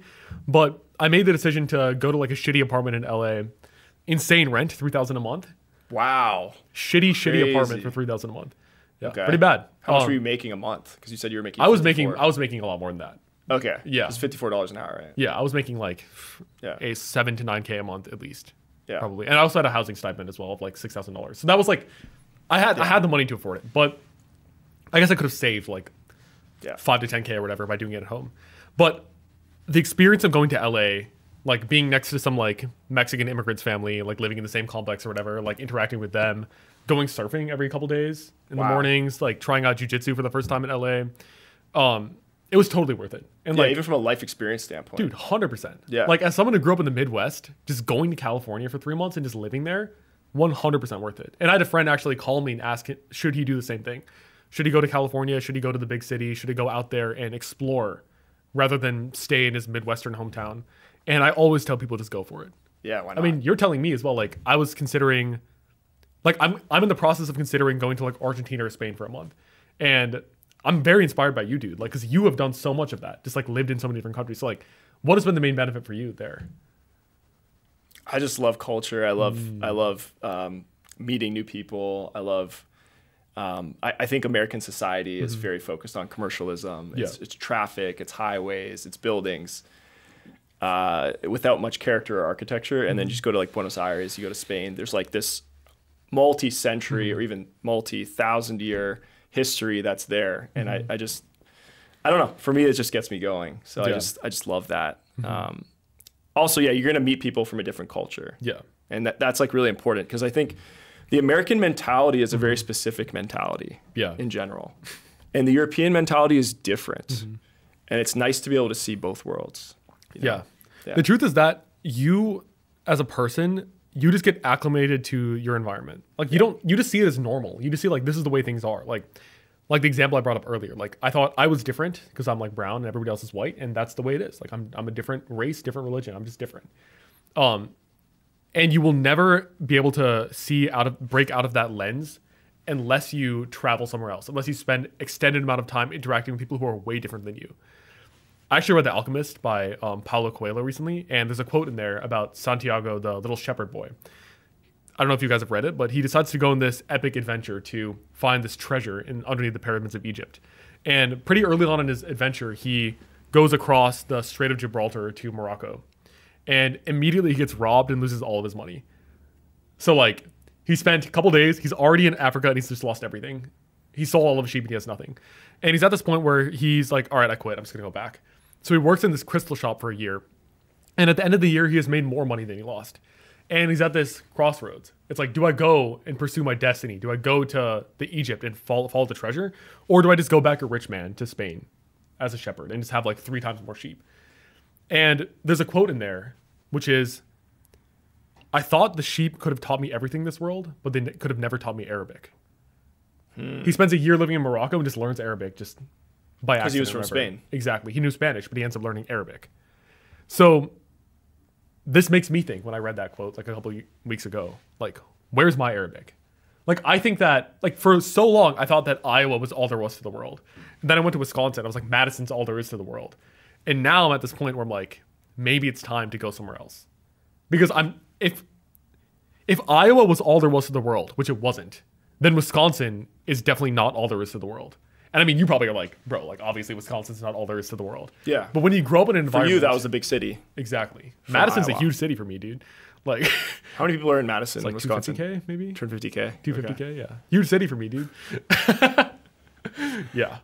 So I would challenge you as a listener to think about what system are you in that you just could like throw a stone at and just shatter it and just like go to some new area and just have accelerated rate of learning, because you will turn into a different person. Yeah, I've heard, I think Ty Lopez recently said this. I can't believe I'm quoting Ty Lopez, but he said that one of the biggest ways to change your mental state is to change your physical location. Get out of the patterns of where you're living and go somewhere else. 100%. He said that sometimes you got to change you actually have to change your mental state. Maybe the external is actually not the issue, but a lot of the times it's the external, whether it's the patterns, the routines, the people you're with, the shackles, as you say, that you're stuck in. just when you go to somewhere else, it's totally new. The thing is that we as humans, we're such a product of our environment. Yeah. Like, I'm sure anybody who's listening to this who has like just traveled on vacation, you end up like losing all these routines and structures that you've built up, for better or for worse. And I think going to a new environment, going to a new city or new country is like a cheat code just to break everything down. I hear psychedelics are like this too. I've never used any drugs or whatever, but I've heard that like if you take LSD or like MDMA or ayahuasca, you basically take your entire mental state and just throw a wrecking ball at it, destroy every assumption you've ever made in your life, and then you just rebuild it from the ground up. And I think changing your environment is like that. Now, a lot of people crumble. I know a lot of people who they have like a great gym routine going. They have like great sleep habits. They'll travel, they'll lose everything. They eat unhealthy and they like suffer. Yeah. But I think going to a new area, again, is a new opportunity to redefine who you are as a person and adopt a new identity that you don't always get if you're just stuck in your hometown. Yeah, or at least experiment. At least, you know, maybe you're not totally changing your identity, but you're kind of like, okay, let me try different routines, different ways of being, see how other people interact in other places. Yeah, 100%. For sure. So for you, let's just finish the story. So in terms of like, you're at Wisconsin, you've been through some tough situations in first year with the issue you had with your high school friends. Yeah. And then you're starting to work on YouTube at some point. You get a girlfriend. You're also getting all these internships that are progressively getting better over time. Yeah. What's your mindset at this point? Like, what's driving you? Why are you so motivated? Yeah. One piece of advice that I've recently discovered is that principles change based on where you are. So there's this story that people tell, which is like, a man carried a raft up until he hit a river, and he needed that raft to cross the river. But once he crossed the river, the raft is just dead weight. But he needed that raft, but now he needs to let it go. What will get you from 0 to 50 will not get you from 50 to 100. And in this analogy, internships, 9 to 5, software engineering, grinding, leak code, resumes, interviews, that got me from 0 to 50. And I'm happy to say, like, 50 is at the point where I'm financially comfortable. Like, why were you so motivated to do that in the first place? Why were you so like? Why did I care about getting from 0 to 50? Just no, like why were you working so hard? Like you were just like trying to get all these internships, first year internship, this, that, doing the leak code, doing YouTube, doing newsletters, doing all this stuff. Like you just loved it, or why? Yeah. Well, the internships thing was probably related to like status or something. I don't know. Like I felt like my brother was like a genius, my younger brother, middle brother, 1 year younger than me. And he went to UC Berkeley for computer science. And he was telling me about all these crazy motivated kids who were having crazy internships. And in my mind, I just wanted to be like that. So that was probably the initial activation energy to actually apply and do all this stuff. So a bit of competition with your brother. Yeah, I think it was competition with my brother, competition with his friends. He kind of went up to you. He's like 1 year younger, but he kind of went up to you. Bro, that's another story of my life. He was in all of my classes, dude. He was 1 year younger than me, but he had like gotten ahead in everything. So in every science and math and engineering class, he was just with me in high school. And he as beat my little brother. He was better than me in most of those classes, dude. The only classes which I was ahead of him in were English, basically. And like I think that's like one of my greatest skills, I think, is writing. But people probably don't see that part of me because they're like, this guy's a coder or whatever. Yeah. But yeah, I was very inspired by him and almost a little bit competitive with him as well. And that motivated me to go after all these internships. But looking back, the greatest... It's kind of good, right? It is good. Yeah. And we're on like the same team now, I think. Yeah. Like as a kid, I'm like, bro, fuck this guy. Like he's in my biology class, he's in my physics class. He's a freaking asshole. He's like next to me. Like he's like, oh, I'm so smart. He rats me out to my parents. Bro, for real, dude. I was like, what the hell are you doing? I just want to get laid, dude. Like what the fuck? Dang, bro. Yeah, but the point is that like now we're close, and now he provides a very good source of encouragement and motivation and advice. But yeah, those internships got me from 0 to 50. And the point 50 is where I don't ever need to worry about my food. Like, and this is not obvious for a lot of people. Like, we went to the grocery store earlier. I'm like just throwing food in there, like whatever I want for the weekend, I'm just gonna get. I don't ever have to worry about groceries. I don't need to worry about rent. I don't need to worry about medical bills or whatever. Like, I have insurance. I can just like pay the copays or whatever. I don't need to worry about the gym. And I have the money where I can actually put 10% of my income plus into YouTube, and I can still be fine. And I'm still saving a lot of money. So you are kind of free from the stresses of money life. And so much of America is not at that point. Like most people do not have a shit ton of credit card debt. They can't come up with like a surprise expense. They don't have any money saved up. So you've got to get from 0 to 50 before you worry about getting 50 to 100. And I'm at 50 right now. I actually made a list of all of my problems the other day while I was walking to work, and money was. And when you not say on that list. 50, because you have a salary, you have a job, Exactly, where you're making money every month. Yeah, I have like a good salary and a good job at a young age, and like again, so many people don't have that. So many people are like earning 30, 40K a year. They can like barely pay rent, even 50 or 60K. It's like depending on where you are. And yeah, I made a list of all of my problems internally. I'm like, what are my biggest problems? And money was not on that list at all. I was actually thinking like, what would I do differently if I had more money? It would probably be, I would probably fly business class and just get like nicer Airbnbs potentially. Like that's the only thing I would do if I had more money. Like I don't really have expensive hobbies. Like I go to the gym, I do singing lessons, but all of that is like I'm not like, my greatest desire is not to go on a yacht. You know what I mean? Yeah. So I'm just so lucky that I've gotten from 0 to 50 where I just don't have the stresses of daily life. Because I see my friends, I see other people out there. They're at the grocery store, they're checking the price of the bread. They don't want to buy coaching programs. They don't want to buy even like software. Like a story is that I was watching a movie with my friends and they were like, oh, is it on like HBO Max? Is it on Netflix? Like, I don't want to spend the rent. I was like, bro, it's $4. Just buy it. Yeah. And from their perspective, that was a huge deal to spend $4 on a movie. I'm like, dude, come on. Like, it's $4. So I'm really happy that I'm at that point. But there's a whole, I mean, you're much ahead of me in terms of entrepreneurship, and even Captain Sinbad is as well.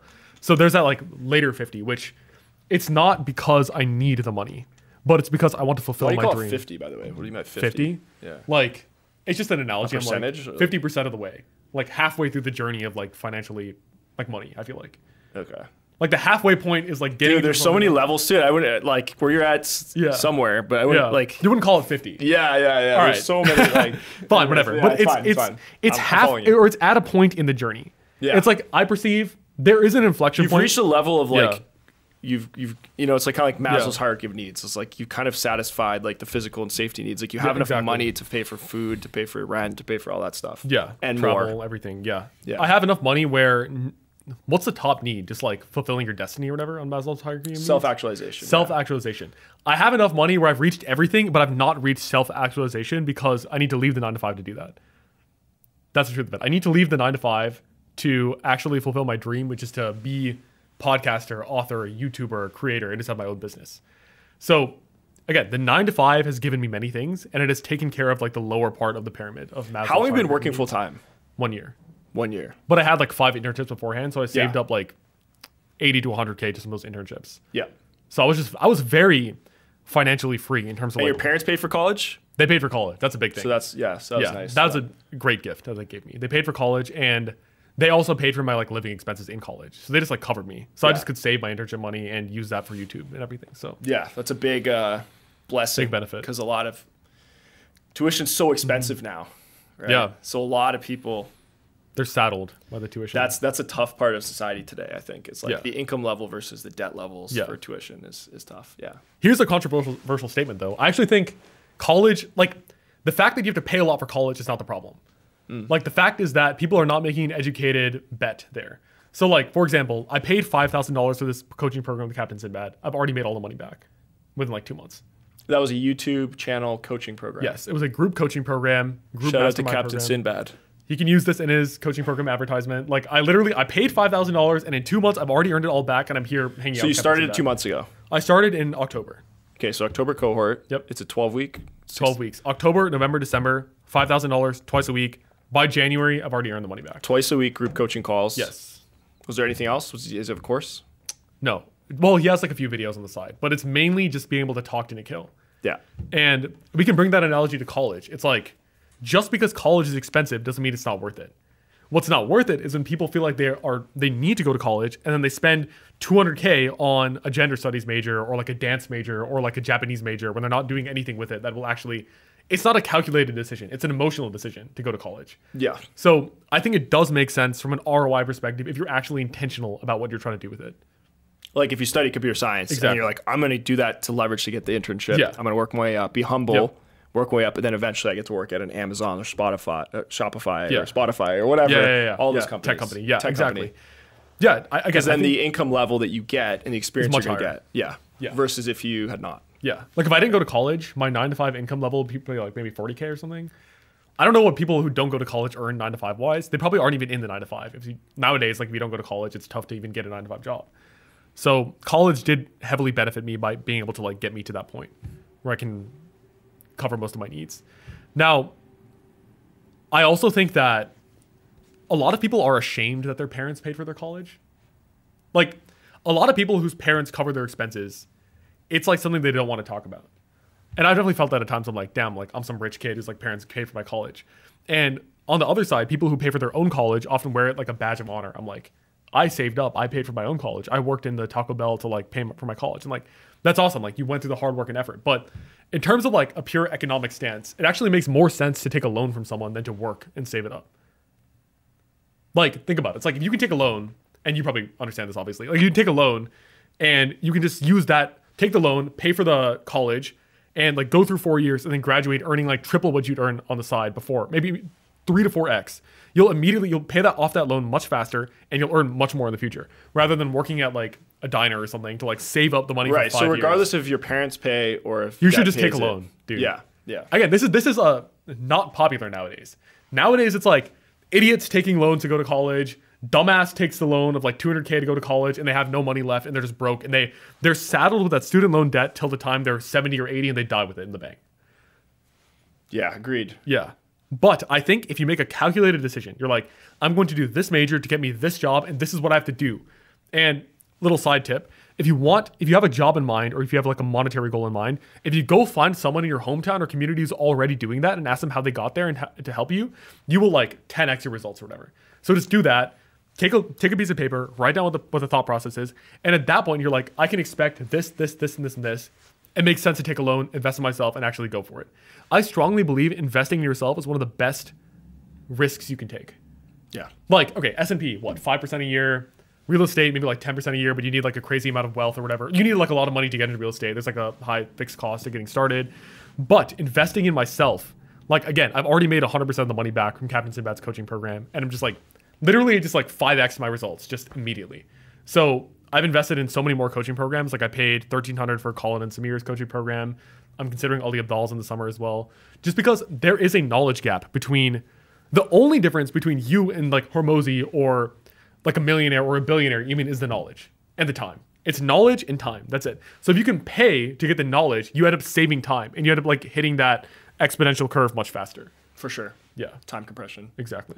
So you did this program in October, you started it. And how did that change your life? And how did you make the money back so quickly? Yeah. So what it did was there were a couple of reasons. One is that it uncovered implicit things that I just did not know I was doing wrong. So you can only learn so much by just like sitting in a cave and just like thinking about your own situation. So what were some mistakes I was making? One, I was just completely inauthentic on camera and I did not even know. Like if you watch my older videos, I'm like, hey guys, welcome back to the channel. In this video, I'm going to tell you how you can get a girlfriend as a computer science major. But I was so inauthentic. Like the way I'm talking to you right now is not how I was talking to my audience before. And Captain Sinbad to Kill, he just broke that down. And he was like, hey, this is how you should be authentic on camera. This is what you should actually do. And he gave me like a process for finding titles and thumbnails that actually do well. And he also helped me with like reference photos when it comes to thumbnails and everything. And that made a huge difference.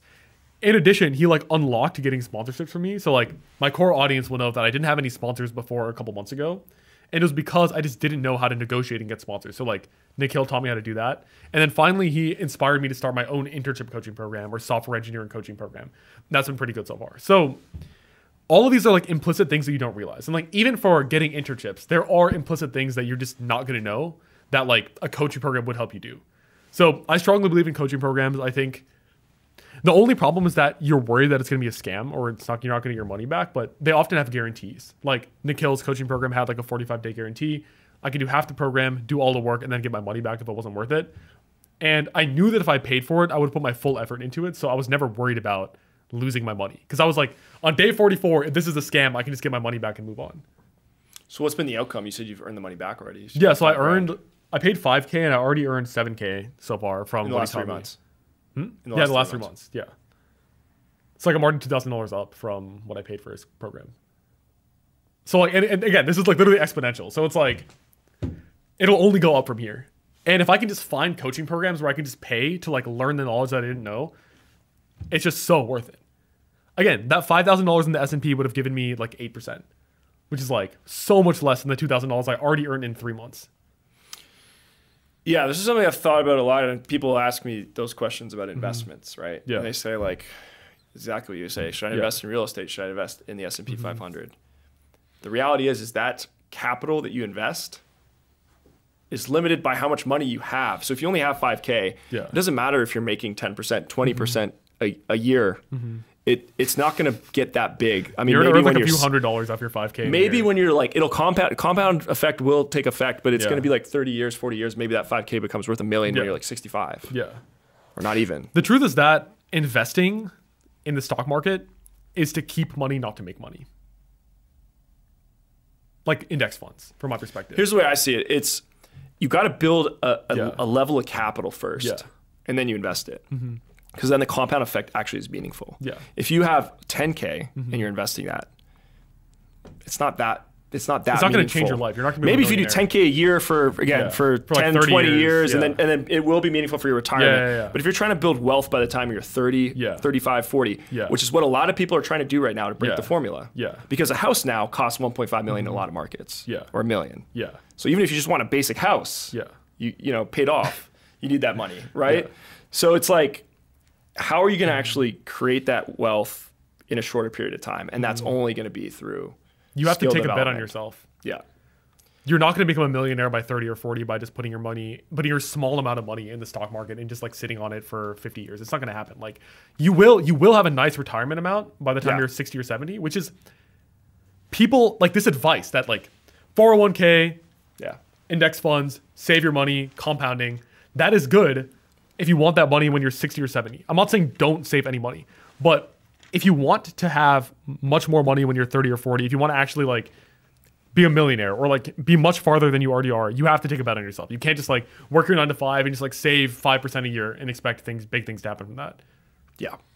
You have to, from the way I look at it is you have to either build a business, you have to build a brand. Yeah. You have to build something that you have equity in. Could be your own content platform. It could be doing deals, which is something that I talk about a lot. It's like actually doing your own deals where you're getting other people's capital and you're getting equity through structuring the deal. Yeah. All that stuff. But if you're just working 9 to 5, making even 100K, 120K, paying taxes, paying rent in any major US city, and then trying to save enough dimes to be able to invest in the S&P 500, it's probably not going to work in today's economy. Yeah, it's not going to. You're not going to be more rich by the time you're 30 or 40 by doing that. Again, unless you're a coder maybe you're making $1 million a year, you're making crazy amounts of money. Like if you're you know, high coders level. don't. Okay, that's also another thing. It's like most coders earn the average CS major graduating salary is 60 to 70K, which is good for the average. It's the highest paid major after college on average. Most people are earning like 30 or 40K or whatever. And as a computer science major, the highest amount of money you'll earn out of college is 500K.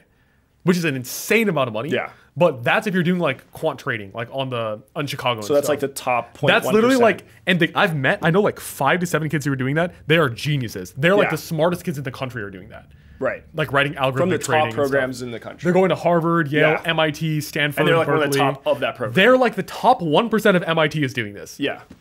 It is so much more easy to earn that 500K a year doing entrepreneurship than to be the top 1% of MIT when it comes to algorithmic trading. Yeah. Yeah. And I'm sure you know like tons of people who own equity in companies or like start their own companies who like they might not be the smartest. Like they're definitely not as like technically good at math as like the top 1% of MIT, but they've already earned the same amount of money as these guys who are working for someone else in the 9 to 5. That's true. So 9 to 5 maxing out. I don't think 9 to 5 will get you into the 7 figures unless you're like 30 or 40, unless you're like an executive at a tech company, or like at a big company. Then your 9 to 5 can get you like Tim Cook earns like a shit ton of money doing his 9 to 5. Yeah. But he also has equity in Apple. So that's like another big thing as well. So if you want to be rich, if you want to be financially free, it's not going to happen most likely through the 9 to 5. Most of you guys listening are not going to become rich through the 9 to 5. That's just the truth of it. So you're in a 9 to 5 right now. What's your plan? Yeah. Because you're a year in. You're still pretty young. Yeah. Like, does it make sense to just do the 9 to 5 until you're like 30 and just work your way up in tech? So that's one what's option. Your plan? I mean, like I could just go to my 9 to 5, slowly get promoted, like 200K, 300K, switch to like... Just milk the formula, right? Stay in the formula. Stay in the formula. The formula's working. It's comfortable. It's easy. It's easy even. Like, it's a little challenging. Yeah, like, the only challenge, it's like maintaining in the gym. It's like I have to work out 1 day a week. I can just keep what muscle I have. It's really not that hard. And that's why I say, like, the only need that I've not realized yet is the self-actualization. And that will only come to me once I take the bet and I leave and I try to actually make something of myself. Because like just hanging out with you guys, I feel like you guys are so you and Nikhil, Nate and Captain Sinbad. You guys are so different from like just the drones that I know who are in the 9 to 5, like just saving. How their so? life. I'm curious. How? I feel like you guys just have a level of freedom that like most people don't have. Like okay. Why am I here? I was able to take vacation today, use one of my 14 PTOs, my precious PTOs, to be here, and I could like. You have 14 PTOs. 14 PTOs per year. 14 vacation days, basically. Yeah, that's not including holidays. It's probably like 10 holidays. So I get 24 vacation days in the year. But 14 that you get to choose. Yes. Okay. Whereas you guys can just do whatever the hell you want. Dude, it's depressing when you think about it. It's like, I get, like, fine, if you're in Europe, you'll get like your 30 or whatever, but you're still limited by like, someone is telling you you are allowed to and you have to get permission, right? Yes. I have to ask my boss, or I have to like tell him a couple weeks ahead or something. Like, am I allowed to do this or not? It's a bit degrading. Like, you're a little bitch to like the corporate, like 9 to 5. Again, my company's great. My boss is awesome. But like at the end of the day, you have to ask them. That's the system. That's how it you works. have to ask. You have to ask permission, like, please, can I take my little 1 PTO day so I can go to Arizona and do my like dream? You know what I mean? It's not good. And I would like to get to a point where I can control my own schedule. I can make these decisions for myself. And I think that is the next level. And that will only come. Again, I could stay in the 9 to 5. I could become a senior software engineer. I could become an engineering manager. I could try to make my way to like Facebook or Apple. I would be earning like, by the time I'm like mid 30s, I'd be earning maybe like 500 to 600K a year. Not bad. Really good money. Yep. But again, like you said, most of that's taken by your expenses of living in SF or LA or whatever. You're starting a family, dude. Like, yep. There's not much exponential growth in that way. And like if I wanted to be rich when I'm retired, I could do that. But another aspect of it is the fact that my parents are doctors and they earn more than software engineers do. Like my dad earns much more than, like a cardiologist earns like 7 figures. Or wow. Like I'm not saying specifically what my parents earn, but like yeah. high level doctors can earn into the 7 figures. Even in Iowa or something like that. Yes. Wow. It's even better in Iowa because your living expenses are so much lower. Yeah, of course. Yeah. Like if you're a doctor, it's like we know doctors who live in California, their life is way worse than the doctors who live in these smaller communities. Right. Because when you're a doctor living in like a big city, you are like just a cog in the system. There's like 100 doctors. They're controlled by the hospital. There's so many people coming in. They can't get appointments. There's too many people, and it's too busy. Whereas, like when you own your own practice in Iowa, you're like the big shot. You're the doctor of the town, and people are much nicer to you. People respect you, and you end up earning like the same amount because like the medical expenses are the same. It's not like maybe it's a little bit higher in California, but it's not that much big of a difference. Like how much it's not proportional costs. To the cost. It's increase. Not. The cost of living is like 5 to 10x or whatever in like these huge cities compared to these small towns, and how much you earn is not much more than that. So if my parents end up earning like a very good salary for where they live, so there's a little bit of a desire I have to match them in terms of income by the time I'm like 30s, because I wasn't a doctor, right? And like I guess I could have like really tried to be a doctor and earned. I feel like if my life goal was to be a doctor, I could be a doctor. Like my parents are doctors. I know like 100 doctors. My little brother is going to be a doctor. I'm seeing that process with him. We have the advice. We know the system. We can play the game. So from my perspective, it's like I need to earn the same amount as my parents by the time I'm 30s. So like when I have a kid, I can give him the same life that I had growing up. That's like a big pressure for me. That's a big driver for you. Yeah. So like from my perspective, I cannot just stay at like 200K or something when I'm like 30s, or even 400 and 500K when I'm 30. It's not enough. I need to like hit that 7 figures. And to be honest, like I might fail. Like I might be looking back on this podcast episode 10 years from now and be like, I tried, didn't make it into the 7 figures. But I know that I will not regret trying it when I die. Like my plan is that I'm gonna try to break the formula. I'm gonna try to leave the 9 to 5. I'm gonna try to grow YouTube. I'm gonna try to grow my coaching program. I'm gonna like maybe do a course, maybe start a software company at some point, and just put my full effort into it. And when I'm 30s and it's like not going anywhere, I'll just go back to the 9 to 5 and just have my kid and move on. But at least I did it. At least I tried. Yeah. So what's your thought process on that? Like, are you looking to take the leap of breaking the formula, quote unquote, I'm gonna this year, next year, in 5 years, in 10 years? Like, kind of what's your thought process? I'm not going to definitively say exactly what my plan is because like I still have a job right now and that I need to, I need to like make sure that I tread carefully in terms of like my specific plans. But okay, I do. Shout out to Aman's boss. Yeah, shout out. If you're watching right now, I would be shocked. Thanks for watching, dude. It means a lot. But like, I do plan on taking the leap within like pretty soon. Oh, okay. Definitively. Pretty soon. Like, so you're just a year in. Yeah. Okay. And the biggest. And what are you going to do though? Because you said you made 7K in the last 3 months, which is a great start. But like, all right, my freedom numbers. Because you said right now you're like, oh, I'm financially free. You're like all these big words, you know, like I'm a big shot, whatever. Yeah. But once you leave the formula, are you going to be that? Are you going to be that comfortable financially?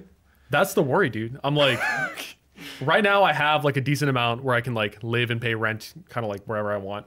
And it's fine. I can travel like every month or something on the weekends because I can't take my PTO. And like I have that money, but there is a worry, which is like if I leave the formula, I'm just not going to have that like base level of income. And it's kind of like that stresses on me to produce that amount. And I have figured out a number. It's like if I have $4,000 a month in my income from my own business, that's enough to pay rent and food. Yeah.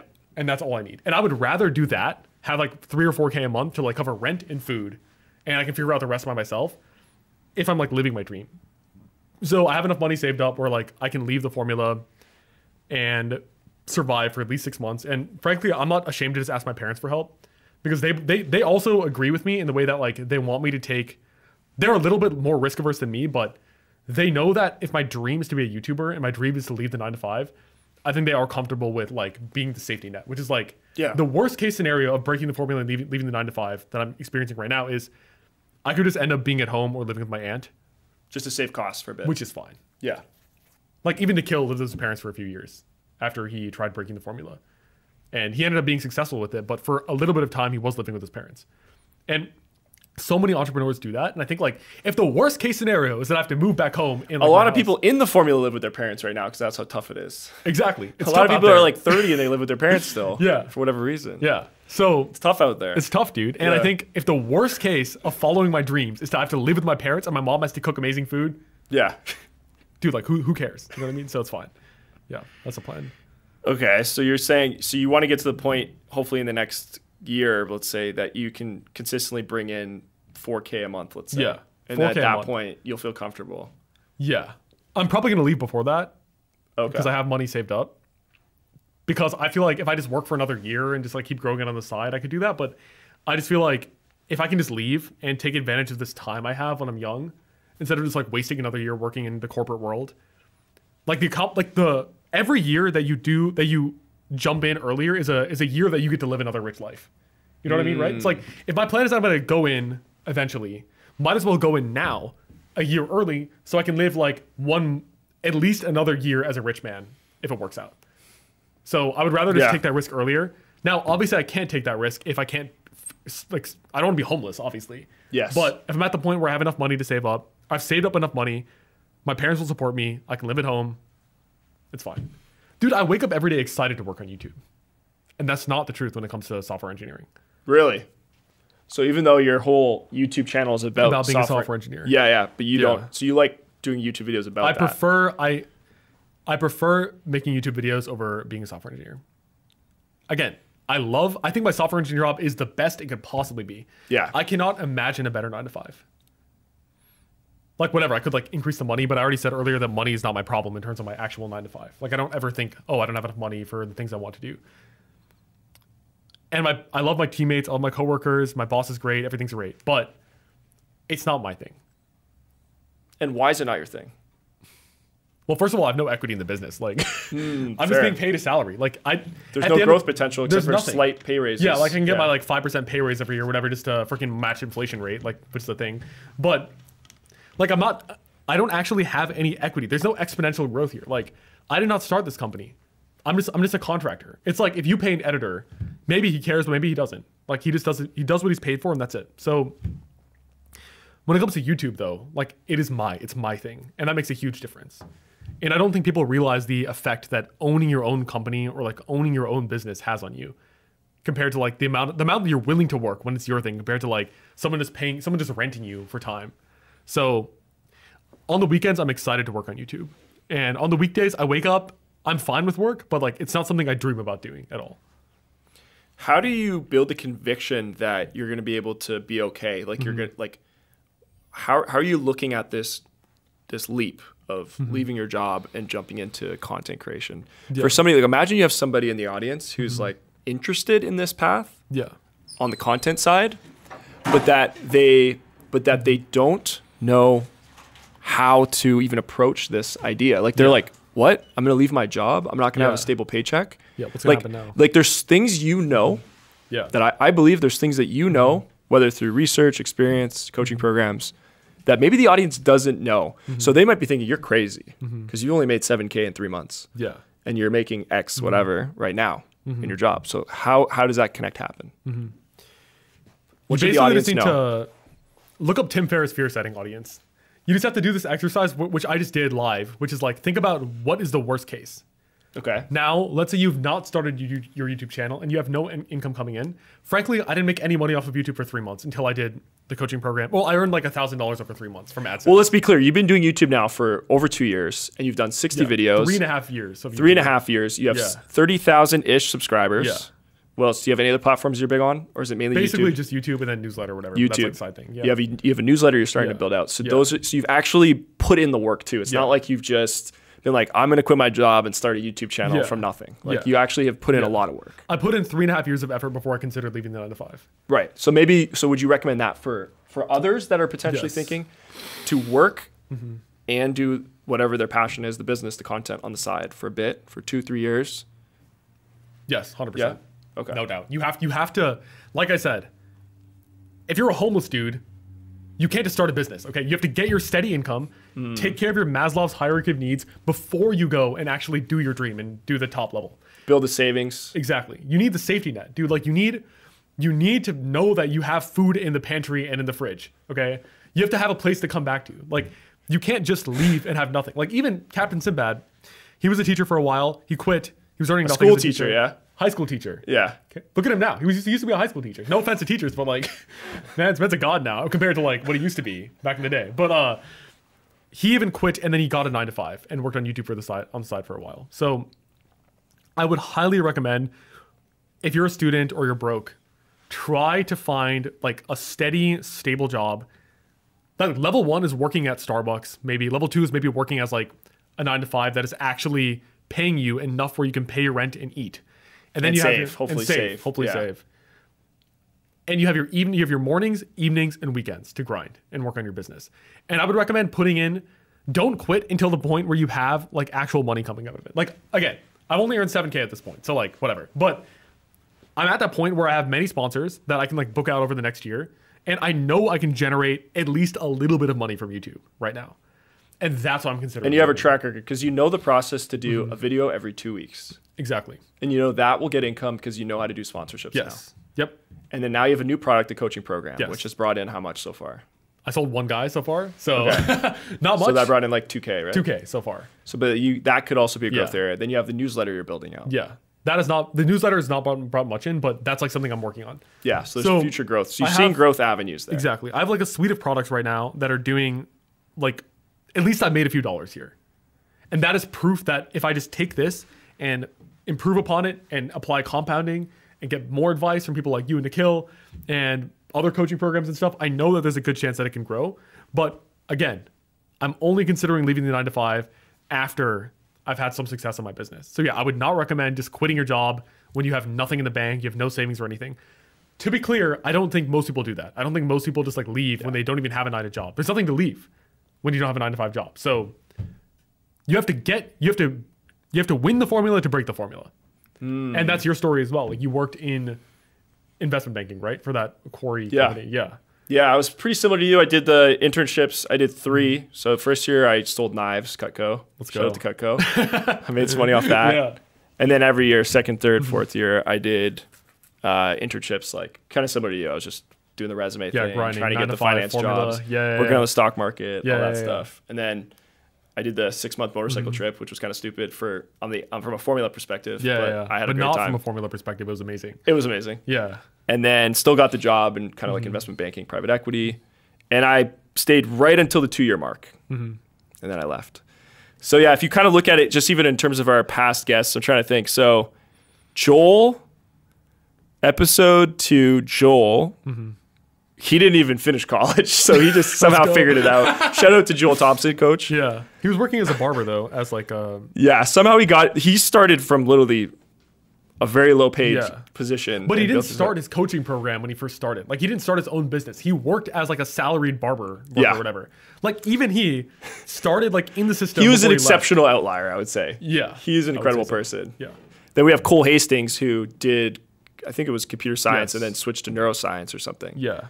And then went straight into YouTube. But he also started building YouTube. He started his YouTube channel before and had some success, and then during college. Did that full time. Yeah. That was pretty cool. So he started at year 0. Yeah. And then Nikhil worked for, 3 years as a teacher, probably 2 years in corporate, 9 to 5. He spent like a few years in software, corporate, consulting. So he was probably like year 6, and then he made the jump. Yeah. So so it's, so when do you think is the best time? What year? It's not about the year. It's about what position in life are you. Yeah. Like at the end of the day, if you know what it is, you're not going to make long-term decisions if your belly is hungry. Like let's say if I literally need to eat and there's a sponsor who I don't believe in. Okay, I don't use any drugs or drink, and that's like a Muslim thing. If like a weed sponsor came in, but I needed to eat, I might just have to do the weed sponsor. And that's not a good long-term decision for like my soul or my brand. Yeah. And when your belly is hungry, you're not going to make good long-term decisions. And in the long term, your business will not grow as much as it would be if you could like think 10, 20, 30 years from now. So you have to have, maybe your belly's not full, but it has to be like a little, you have to have some food. You have to have a little bit of like saved up. So it's not about how many years. Like Nikhil needed to get to the point where he had like a software job, which is like not paying him a lot, but it was paying enough such that he was not worried about rent and food before he could leave.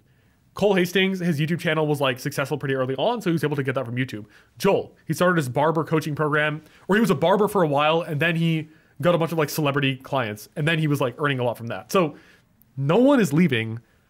You just have to think about how much are you actually earning, and are you stable enough so that you're gonna live without making like shitty short-term decisions to like do some sketchy sponsorship that you don't believe in, or take on a client that you know is doing wrong and you don't actually trust them or believe in them in the long term.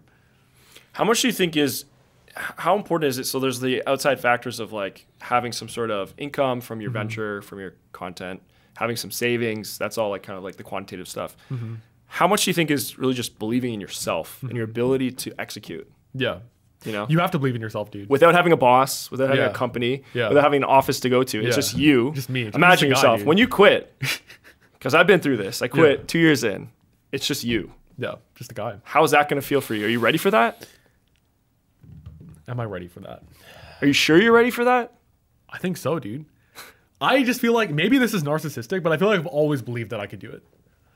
Like, people will laugh at you. Like, I remember 3.5 years ago when I started this YouTube channel, one of my brother's friends looked at it and said, "Why are you doing YouTube? You'll never pass 10,000 subscribers. You'll never do it. You should just quit. Do your computer science. Why are you wasting your time? Enjoy your life. Be normal. Why are you making YouTube content? Why are you creating content? You will never pass 10,000 subscribers." He said that 3.5 years ago. Now the same guy's like, "Oh, the old Aman could have never passed 10,000 subscribers, but the new Aman, that guy could have done it." So people will not believe in you. You just have to believe in yourself. Now, the people, I read this book called like The Magic of Thinking Big. It's like one of those old like self-help books. One of the analogies in that book is that if you say one day, "I'm going to become the president of the United States," 99.9% of people will laugh at you. Dude, you're not going to be president. There's been 45 of them or 46 of them, whatever. You're not going to do it. But if you go sit with Obama or even Trump or like Biden or whatever, and you're like, "My dream is to become president," they'll be like, "All right, what's your system? What's your game plan?" They've done it, so they're not going to laugh at you. They're going to lean in instead of lean away. Same thing. It's like if I am like, "I want to become a billionaire," 99.999% of people are going to be like, "You're bullshit. You're lying, or you're never going to be successful. Just quit. Just give up your dream. Just do something basic. Just like be humble. Stay humble. Like it's not going to work." But if I'm sitting in a room with Zuckerberg, Elon, and Bezos, they're all going to be like, "All right, what's your strategy?" It's not that big of a deal to them. It is important to them, but like they're billions upon billions. They're like, "All right, I've done it. Like it's possible. I know how to do it. So like, what's your plan?" They're not going to laugh at you. So I think it's in the same thing that like you have to have that belief in yourself. And even talking to other YouTubers and people who have made it, they will, if you just talk to people who are not even remotely successful in your industry or who are just behind you, you will just lose all motivation. So I think it's important to and they don't even, here's the thing, they don't even want you to succeed. They don't. They want you to quit and stay doing what they're doing. They don't want you to hit 100K subscribers, 1 million subscribers, and get 500K revenue from your business. No, they don't want that. They don't want that. What they Secretly, want, they don't. What they want is they want you to stay in line and do what they're doing. At the end of the day, people only know what they have done. Like, this is why I teach internships. Like, I know how to get an internship because I've gotten internships. Nikhil teaches YouTube because he knows how to grow YouTube because he's done YouTube. Freaking Mark Zuckerberg, if you talk to him, he knows how to make billions of dollars. So, like, he'll help you make billions of dollars. Like, he could advise you on doing that. He knows how to build a tech business. Exactly. He knows how to make a tech company. But, like, the brokey who's telling you to not make your YouTube channel, he knows how to be a brokey who doesn't have a YouTube channel. So he's going to tell you to be broke and not have a YouTube channel. So, yeah, people only know what they have done so far. So you have to, if you need to surround yourself with people who have done the thing that you want to do, because then they will inspire you to actually do that, rather than surrounding yourself by people who are like unintelligent buffoons from like your hometown or whatever, who have like never accomplished anything, who just want you to fall in line with them. So go back to the original question, does that mean that how do you have the conviction then? Mm-hmm. Like, how do I think I'll actually be able to do it? Yeah. Like, are you actually worried about that or no? I mean, a little bit. Like, again. Like, have you ever experienced what it's like to be outside the formula? Probably not. No paycheck coming in. Nothing, dude. No calendar. No calendar. No, it's still calendar. No, but no external calendar. It's all you. No someone else's calendar. It's yeah, you don't have like meetings set up for work. Yeah, you don't have a boss. Yeah. You don't have colleagues. Yeah. You don't have an office. It's just. Maybe I feel like I'm fine with that, dude. Like, I don't know. I feel like I have always been fine with creating my own calendar. Like, if you look at my calendar, it's literally completely filled out to the brim with my own stuff. Like, there's like 2 meetings on there from work, but I don't need a boss to create my own schedule. Like, I'm fine. Yeah. I'm fine with being the boss. Like, I would like to be the boss. Yeah. I don't like to be controlled by someone else. I would like to make my own schedule and everything. So I'm not worried about that. The only thing is that, like I said earlier, if you're worried about food and water, then I would not recommend quitting. And I would not be quitting if I was worried about food and water.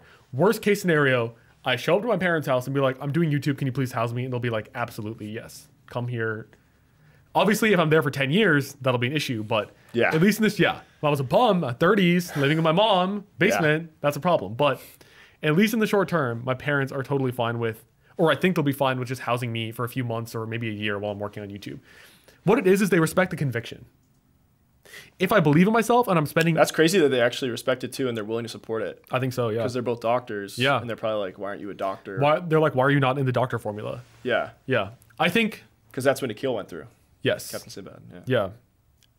You know what's interesting? His parents weren't even doctors, but they like wanted him to be a doctor. And maybe that's it. Maybe because they never got to doctor. Yeah. That, your parents did it. So they're like, okay. It's fine. Yeah. They're like, we already did it. Whatever. They're like, whatever. Yeah. You do your engineering thing. Yeah. Yeah. I think... Honestly, I think it's because Ali Abdaal made public how much he earns in a year from YouTube. I just put that video on my TV and my parents watching. My dad's like, all right, just do it. Like, he's like, all right, Ali Abdaal was a doctor and he left being a doctor to be a YouTuber and he earned like 10x as much. So it's like, here's my dream. This is proof that like a brown kid can like do that. So you're definitely not watching this. I mean, maybe you are, Ali, but if you are, bro, that video changed my life. That's the video that did it. Like, just putting that video Ali was a huge motivator for you. Probably the greatest influence on me out of anybody in the world. Maybe like my dad or my mom and my brothers. But like in terms of a person who's not my immediate family, Ali Abdaal has had the greatest impact on me ever compared to anybody else. Why? Because he looks just like me. Pakistani kid, Muslim kid, grew up, was in the formula, did like medicine, had a little brother like me. Went to a good school, and he ended up leaving the formula and realizing that he can earn so much more. I think for him, it was 100 times as much. And he finished medical school in the UK, right? Yes. So in the UK, it's just undergrad. Like, undergrad is medical school. Like, it's not like you don't do undergrad and then you go to med school. Like, he finished, I think, like 4 or 5 years, did like a couple of years of like being a junior doctor, earned like probably like only like 50 or 60K a year doing that. Because in the UK, doctors get paid really badly. It's like Canada where I'm from. It's like public. Yeah, dude. Public healthcare. Yeah. Okay. Not interesting. Good. In terms of being a doctor, public healthcare does not give you the big bucks. Yeah. It's good for other people. But yeah, in terms of the person in the business. But the fact that he was able to leave and do that, and he literally publicized his playbook. He's like, every year he talks about how much money he earns, and he's like, do this, and this, and this. This is the playbook. If you're smart and educated, you can do it. Now, will I ever have the amount of success as Ali? Probably not. Yeah. He's already doing $5 million a year.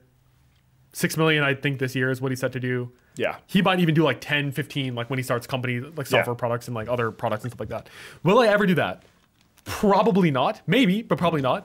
But can I do 1/10 that? Yeah. Based on his formula? Maybe. Now we're talking. Well, we even have a friend here that's doing that. Exactly. We have a friend here who has like gotten 1/10 or 1/8, whatever all these successes. And that guy is also telling me, I think you can do it. So he said that to you?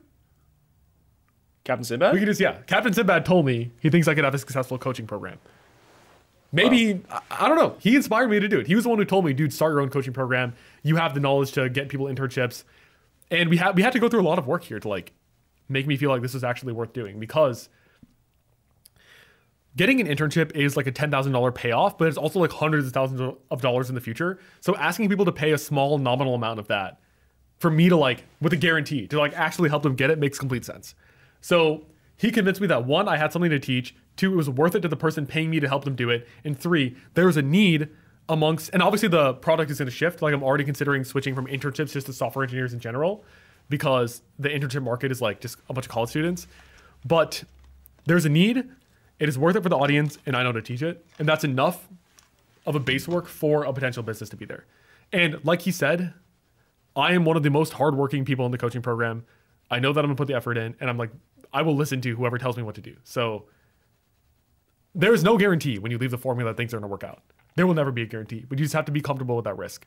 Because at the end of the day, there's a risk of not following your dreams too. The risk of just being like your 9-to-5 slave for the rest of your life. And again, people are fine with that. Like whatever. If you're fine with the 9-to-5, you're probably not listening to this because this is break the formula. But if you're fine with being in the formula, good for you. Yeah. But I am not.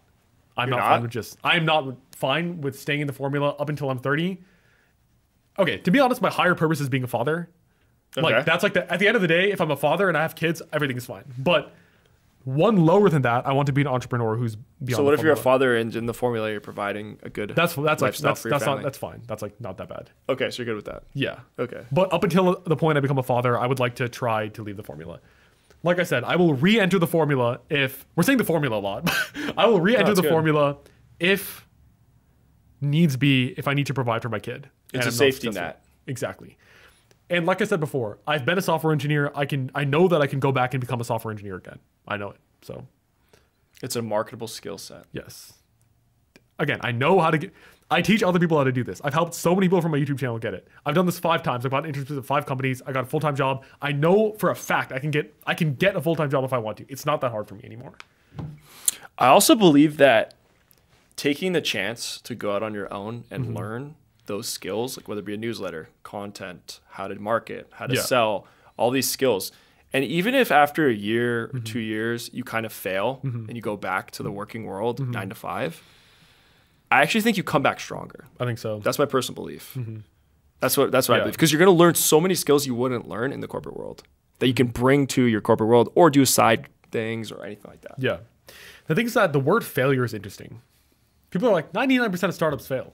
Okay, I guess like if you define failure as becoming Facebook, 99% of startups fail. But if you learn something and you end up like growing and becoming back stronger, I don't know if that's a failure. Like, think about it. It's like I made 60 videos, probably 5 to 10 of them have like good views on them. Are the other 50 a failure? I don't think so. I think the other 50 are providing my content library.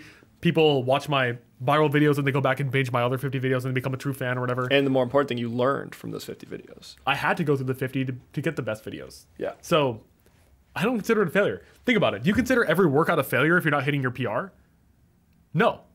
You show up and you do the lift. And then on those days that you come and hit the PR, that's like great or whatever. But it's not a failure if you don't hit your best ever. So sometimes you just have to do the work. Is every time you practice an instrument a failure if you're not, I don't know, like mastering some crazy skill or whatever? You sometimes have to just do the work. You have to get through your 10 failed startups before the 11th one works. The only thing that doesn't matter is if you just don't quit. And as long as you don't quit and you learn and you adapt, with every failure, the chances increase that you're going to actually make it. And that's how I see it for myself. I'm going to learn, I'm going to adapt, and I'm not going to quit. Unless I have to be a father. The only reason I would ever quit my own thing is if I want to raise kids and I need to feed them. But other than that, I will not quit. So what do you think, what's driving you? So you said that you want to build this platform, you want to make a bunch of money, all this type of stuff. Yeah. What's driving you? What motivates you? Is there an impact you want to have? Yeah, it's probably 3 to 4 different things. The first thing is like I definitely have a pressure to earn as much as my parents. Why? Because I need to give my kid the same that I had. Why? Why do you need to do that? It feels like I'm like again, this is all just completely arbitrary. I've just made all this up. But internally it feels like if my parents earned this amount and they got me to this level, and if I don't have the resources to provide my kid the same quality of life that I experienced growing up, I feel like it's like a regression. I feel like I'm going down. Maybe I'm technically not. Like maybe whatever, like you tell me, oh, it's fine. Like if you're earning half as much, it's fine, whatever. Like you're still a good person, whatever. But I feel like there is a pressure to be able to give my kid the same upbringing that I had because I enjoyed my upbringing. And I would feel like I want my kid to experience. But do you think that if your family, your household earned half as much as your parents, which seems to be a fairly high income that your parents make, you think that your kid would feel like somehow deprived? Probably not. Okay. But I just want to be able to give them. I want to be able to provide. I want to be able to give them what I had. I feel like my duty as a man is to give my kid the resources to make them the best that they can possibly be. And I know if I earned half my parents, I would get maxed out pretty quickly with what I want to do. Like I want to be able to pay for my kids' SAT tutoring and traveling and getting them all these teachers and having like an awesome home gym and like just having all these resources, and all of that comes from money. So like I need just that is like one big pressure. If it doesn't happen, it doesn't happen. But that's one reason why I want to be successful and run a business. The second reason is because I feel like the impact is very important. But let's be real. The impact for me is less important than these other reasons. But the impact is very real. So you don't care about your audience. You're like, whatever. I care about it. Like I'm You're just like, whatever, I'll make some videos just to get some views. Yeah, dude, when you guys get into Amazon, I feel happy. Like I get those Discord messages like, bro, like you got me into Amazon. I'm happy for you, dude. I'm happy for you that you got into Amazon because of me. Okay. Is that the number one reason why I do this? Am I like this altruistic charity guy? No. Like at the end of the day, I do it because I enjoy it. It makes a positive impact, and I want to run a business. Okay. So yeah. But I do like the impact. I would not make a weed smoking channel, like freaking hot box vape car vlogs. Like I would not do that because I don't believe in that. Or I would not interview people who like their brand is just smoking weed or whatever. Like there's certain things that I don't believe in, which I would not portray on the internet. But I do care about the impact, just not as much as, some other people who like run nonprofits and stuff do. Now, the impact that I do care about is the fact that Ali Abdaal changed my life, and I would like to have that same impact on other people. I think it'd be nice if other people could watch my videos. So you want to inspire people? Yeah, I think it's very nice to inspire people, and it does give me a sense of meaning, inspiring people, just like he did for me. And the third reason is because of the freedom and lifestyle that breaking the formula gives you. Like we said earlier, you, Nikhil, Ali Abdaal, all these guys, Tim Ferriss, Ryan Holiday, all these guys, they have the ability to travel around. They can make their own schedule. They have the income just to do what they want. And I feel like that level of freedom and ability just to do what you want is important to me, and that's what I'm going for. That's what motivates me as well. Yeah, because first of all, an anecdote, I remember I called you earlier this past week, or last week, I guess, to plan a bit for the weekend, right? Because we spent 3 days together, and I remember it was like 9:40, maybe 9:55 a.m., and we were talking for a couple minutes, and then you're like, oh, by the way, I got to drop because I got a 10 a.m. call, and I said, oh, I forgot, you're still in the formula. Yeah. So that was just an anecdote. Bro, that hit me a little bit. Did that hit you? How did that feel? So, dude. I was like, dude, you're still in the formula. I forgot, man. Yeah, bro, I forgot you're in the formula. Yeah, I thought we were planning this trip. We're gonna do a bunch of fun stuff. We're gonna collaborate. Yeah, but I was like, dang, you have a work day you've got to start. Yeah, I got a meeting I got to attend. In the formula. So I came up with a funny analogy for this. It's like as if I'm like a horse and like a pen, and like Nate gallops over to me as a free horse, and he's like, come over, and like I'm like, bro, I got the pen. I gotta be ridden later. Like I have a 10 a.m. session, dude. Like, I mean, I'm in the fence. So. Yeah, that's just that level of freedom, just to do what you want, talk to who you want, plan what you want, set your own meetings. I think it's important to me. Those are the three reasons. I think the third one is definitely selfish. Like at the end of the day, I'm benefiting myself by being able to be free. But I think the first one, raising kids, is important to me. I would like to provide them a good life. And the second one, like I do care about the impact a little bit. I think it's important I like to inspire people as well. I think you're going to realize as you advance in this game, how important the meaning is. The money is not going to be enough. But that's interesting. But that's where you are in your journey. Maybe we can sync up a few years from now. You can see like how much revenue I have and like if the money is satisfying everything, and if I need like you're going to need something deeper probably after meaning. Yeah, a couple years. Man, search for meaning. But so I'm curious though. So because you spent the last 3 days with Nikhil and I, or Captain Sinbad and myself over the in Phoenix here, has that impacted you? Has that opened your eyes at all in any way in terms of freedom? Captain Sinbad. Yeah, you talk about freedom, the lifestyle. How's that like kind of just seeing how we live? Like, has that impacted at all or not really? I mean, yeah, I think so. I think like, well, more because I didn't really spend that much time with Nikhil. He was busy with other stuff over the weekend. I spent more time with you. So I guess like seeing the way that you are was more impactful to me. Like the fact that you are doing deals, like you're spending a few weeks in Arizona, like you're in Miami, you're flying around, you're traveling, you're doing your podcast. I feel like that is impactful to me to be able to see that. But it is inspirational, I would say. but more so, less with Nikhil and more with Really? You. Captain Sinbad didn't impact you? Well, there are a few things that impacted me. Okay, like what? He has pretty good fashion, I would say. Okay. Yeah. So he dresses well? Dresses well. Okay. Anything else or no? Well, we're in the deep ends right now. I mean, like, he definitely cares about women, I would say. But okay. I don't know how much that impacted me. I'm a happy man in a relationship. You know what it did, though? He changed my life. But he's definitely very concerned with, he's like, a lot of his time is taken up with, like, dating around and stuff like that. So it was, like, kind of interesting to see that. Was that a surprise? Yeah, I would say so. Okay. I was pretty surprised that he was definitely still in the game when it comes to, like, dating and stuff like that. And it definitely takes up a lot of time and attention from him. And as someone who's in a relationship, it definitely made me feel a little bit grateful that I've kind of, like, decided to check out of that game. And I wonder where I would be if I was spending, like, 50% of every waking moment trying to, like, appeal to women and stuff like that. Or maybe, I'm not saying he does that, but, like, if I was spending a large percent of my attention on a woman or, like, trying to appease her, I feel like it would impact my work and my mindset and everything. So, and the amount of time. So that was a realization I had when I was here.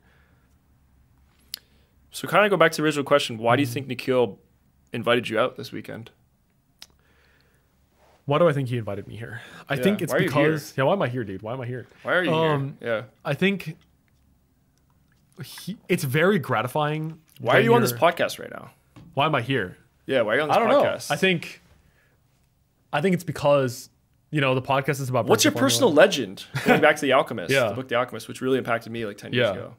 What's your personal legend, man? What's my personal legend? Yeah, why are you here right now, man? Right now, it's to be a YouTuber. That's my personal legend. Or at least when I read the book a few weeks ago, I felt like my personal legend was to be a YouTuber. But specifically, why did Nikhil invite me to come here? I think it's because... Was it fate? Maybe. Maybe it was fate. Dude, I actually spent so many months not applying to Nikhil's program because his application was a bit annoying. I was like, oh, I have to fill out this form or whatever. And like, just by chance, I was like, oh, I'll just do it quickly and move on. And that just changed everything, dude. So specifically, the reason why I think I impacted him more than his other coaching clients is because I put more effort and paid attention to everything he had to say. And I actually did care about his input, and I really respected and looked up to him in terms of like his advice on me. And I was like, he told me to jump and I said how high. So I think that did make an impact, and he did want to reward me with the opportunity to interact with you and be on this podcast and meet him and stuff like that. Mm-hmm. And also I think... I'm still wondering why. Why did he invite you? I just don't know. Like, I know you've been a good student. Mm-hmm. But I just don't know. Maybe he's just, I don't know. I'm also... Because it's like he didn't even really hang out with you that much. Yeah. I don't know, man. What do you But think? he did help you though. He did come in and out, do some help you with. There were a few realizations that he helped me with. I'm happy I came. Like, yeah, he took some good thumbnails here and there, but then he'd be in and out.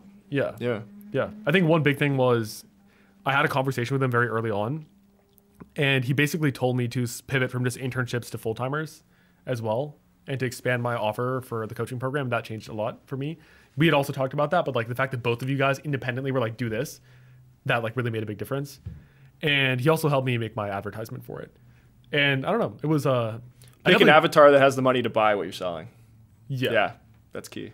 Yeah.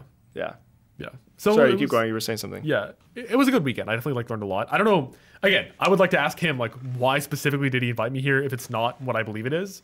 But one thing is that I definitely felt like, again, this is not like against him or something. I felt like he was a little distracted by some other priorities, which is fine. Like, but that kind of like did open my eyes up in the fact that, you know, people have different priorities, and I'm happy that, at least for myself, in my own personal situation, I'm not distracted by certain things. Do you think it's hard to be driven after 3 or 4 years of success?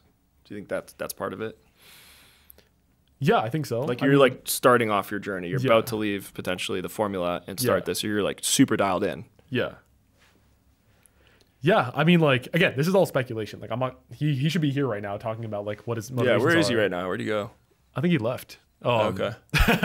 Yeah. He left the studio? Yeah, I think he left. Okay. Was he here? I thought so. I thought he was in his car. I don't think he came back in the car. Yeah. He left the studio. Yeah. But yeah, anyways.